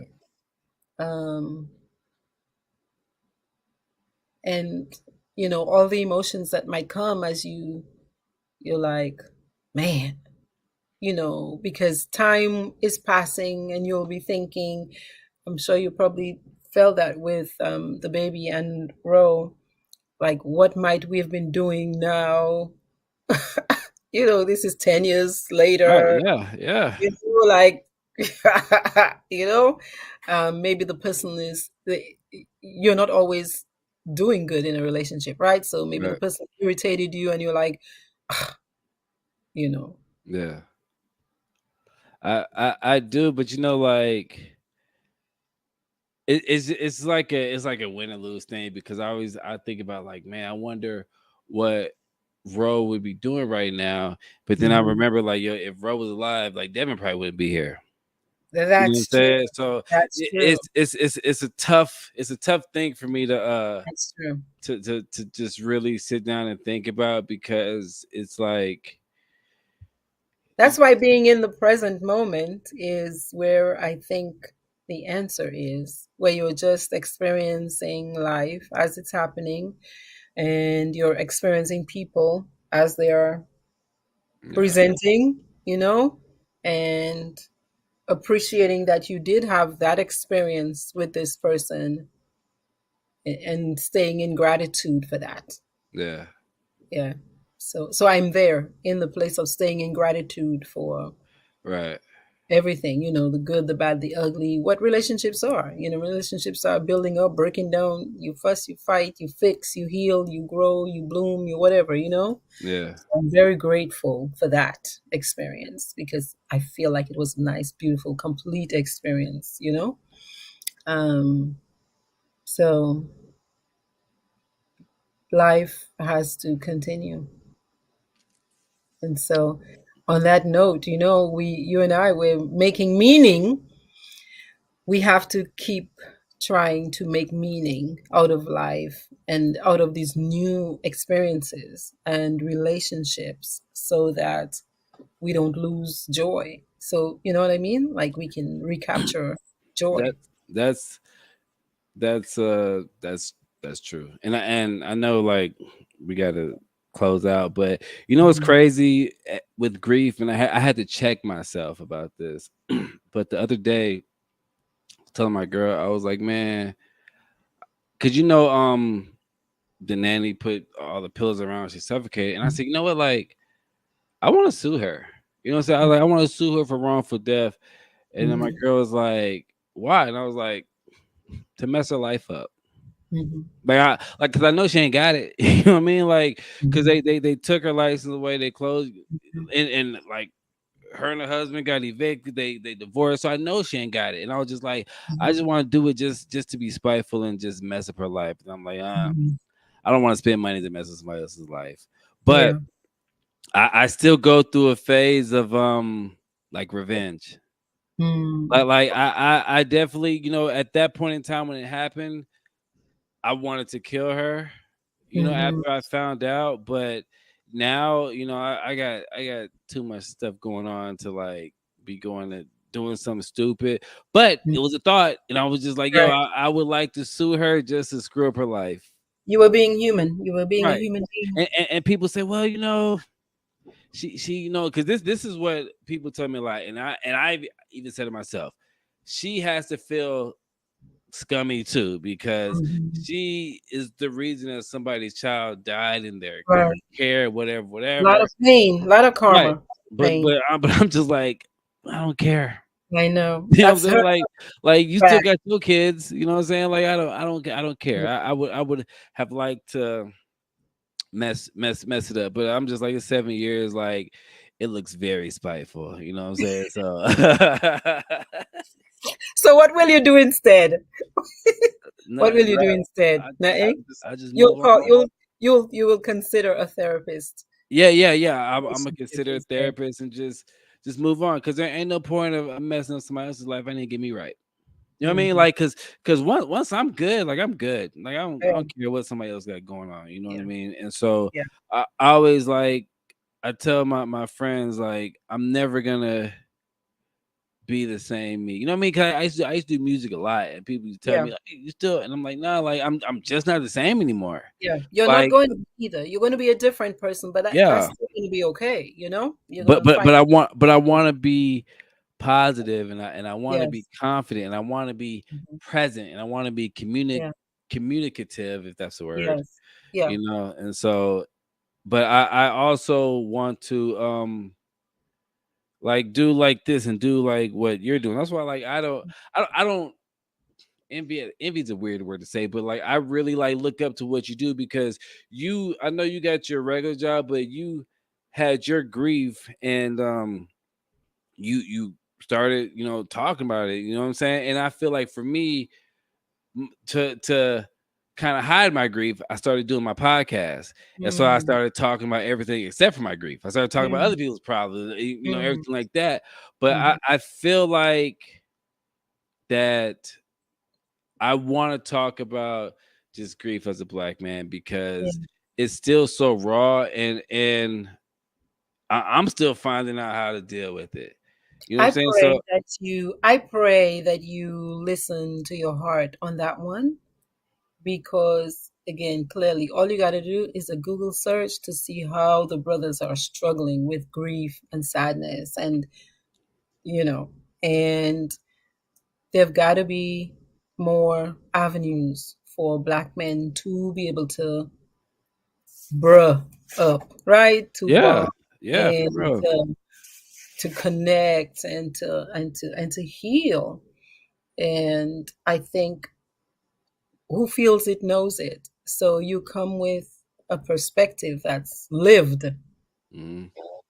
and I can't wait to hear what you tell me after your sessions with the therapist, who will have helped you see yourself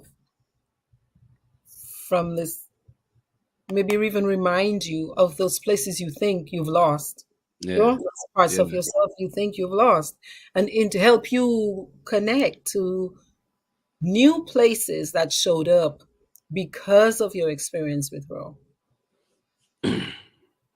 yeah, So yeah. I mean, so yeah, you in well, on Georgia? Are you doing anything? I know you be moving around, moving, shaking, and popping. You be everywhere. Okay, I'm sitting for a little while. okay, I'm that's good. resting for a little while. That's good. Resting for a little while. Trying to work um, in some different ways, new ways to talk about rearranging furniture. Yeah, Like work in some different ways where I feel energy, because the energy to work has been yeah, so. yeah. I agree on that. And this is the last thing I'm gonna say, but Yeah. one thing that I've noticed, and I tell my kids this is that I am real big on energy. Mm-hmm. Mm-hmm. So like if if if you're coming at me constantly and you're just like bringing negative energy, I Mm-hmm. shut down. Like it's Yeah. not something I try to do. It's just Yeah. I just shut down because I feel like I've been at rock bottom. I've been Mhm. bad energy. You know what I'm saying? And it's just like Not doing it. yo, I don't ever Too want to much. feel this Ain't again. doing it. That's it. Just You not doing it. yeah, Yeah. Yeah. and so Yeah. but I'm very receptive of positive energy. So I think now I just have to I just gotta figure it out. Yeah. Because like the world isn't gonna move how you want the world to move. It's And not. you're gonna have It's to not. take the positive with the negative, you know what I Yeah. mean? Yeah. And I We have just to adjust. yeah. And that's part of how we know we recover. Um, there's a tier model of grief, and I'm not remembering all of the pieces, but part of it is to accept the reality of the loss, you Hmm. know, to accept that life is going to be different, Hmm. and to reorganize your life, to move on with them, uh, Right, without to right, move on with them, but without them, and right. creating a life that feels good, like you say, Yeah, that you're comfortable in your body as you keep moving forward. true. Yeah. So, cuz, thank you very much for sharing your Thank you for having me. powerful and very important day with me. Um, Sending you love and light. And I can't Same. wait to hear what you tell me about your therapy sessions. Same. I'm excited. Like I'm actually like once we get over here, I'm actually gonna start doing research and stuff. Like I gotta stop procrastinating. You know what I'm Yeah. saying? And that's why I kind of wanted to say it live too. You know what I mean? Even though I still can procrastinate, but I'm And really gonna like really try hard to get some help. I'm going to end on this. So I wrote this book. You wrote a book? I did, in How you gonna be 2018. telling me stuff? I published this in 2018. This book, Still, this is the one gift I could pull out of losing my mom. She the day before she left on that boat that sank, she found me at the school I was teaching to come to kiss me goodbye. yeah, And it makes me think that about the power of doing things now. If it's important to you, do it. And start now. Start wherever you are with whatever you have. It doesn't have to be perfect for you to start it. Yeah? yeah. Just go, just start. And the thing is, you can ask for help along the way. You will learn the tools to make the changes you need to along the way. There's access to so much support.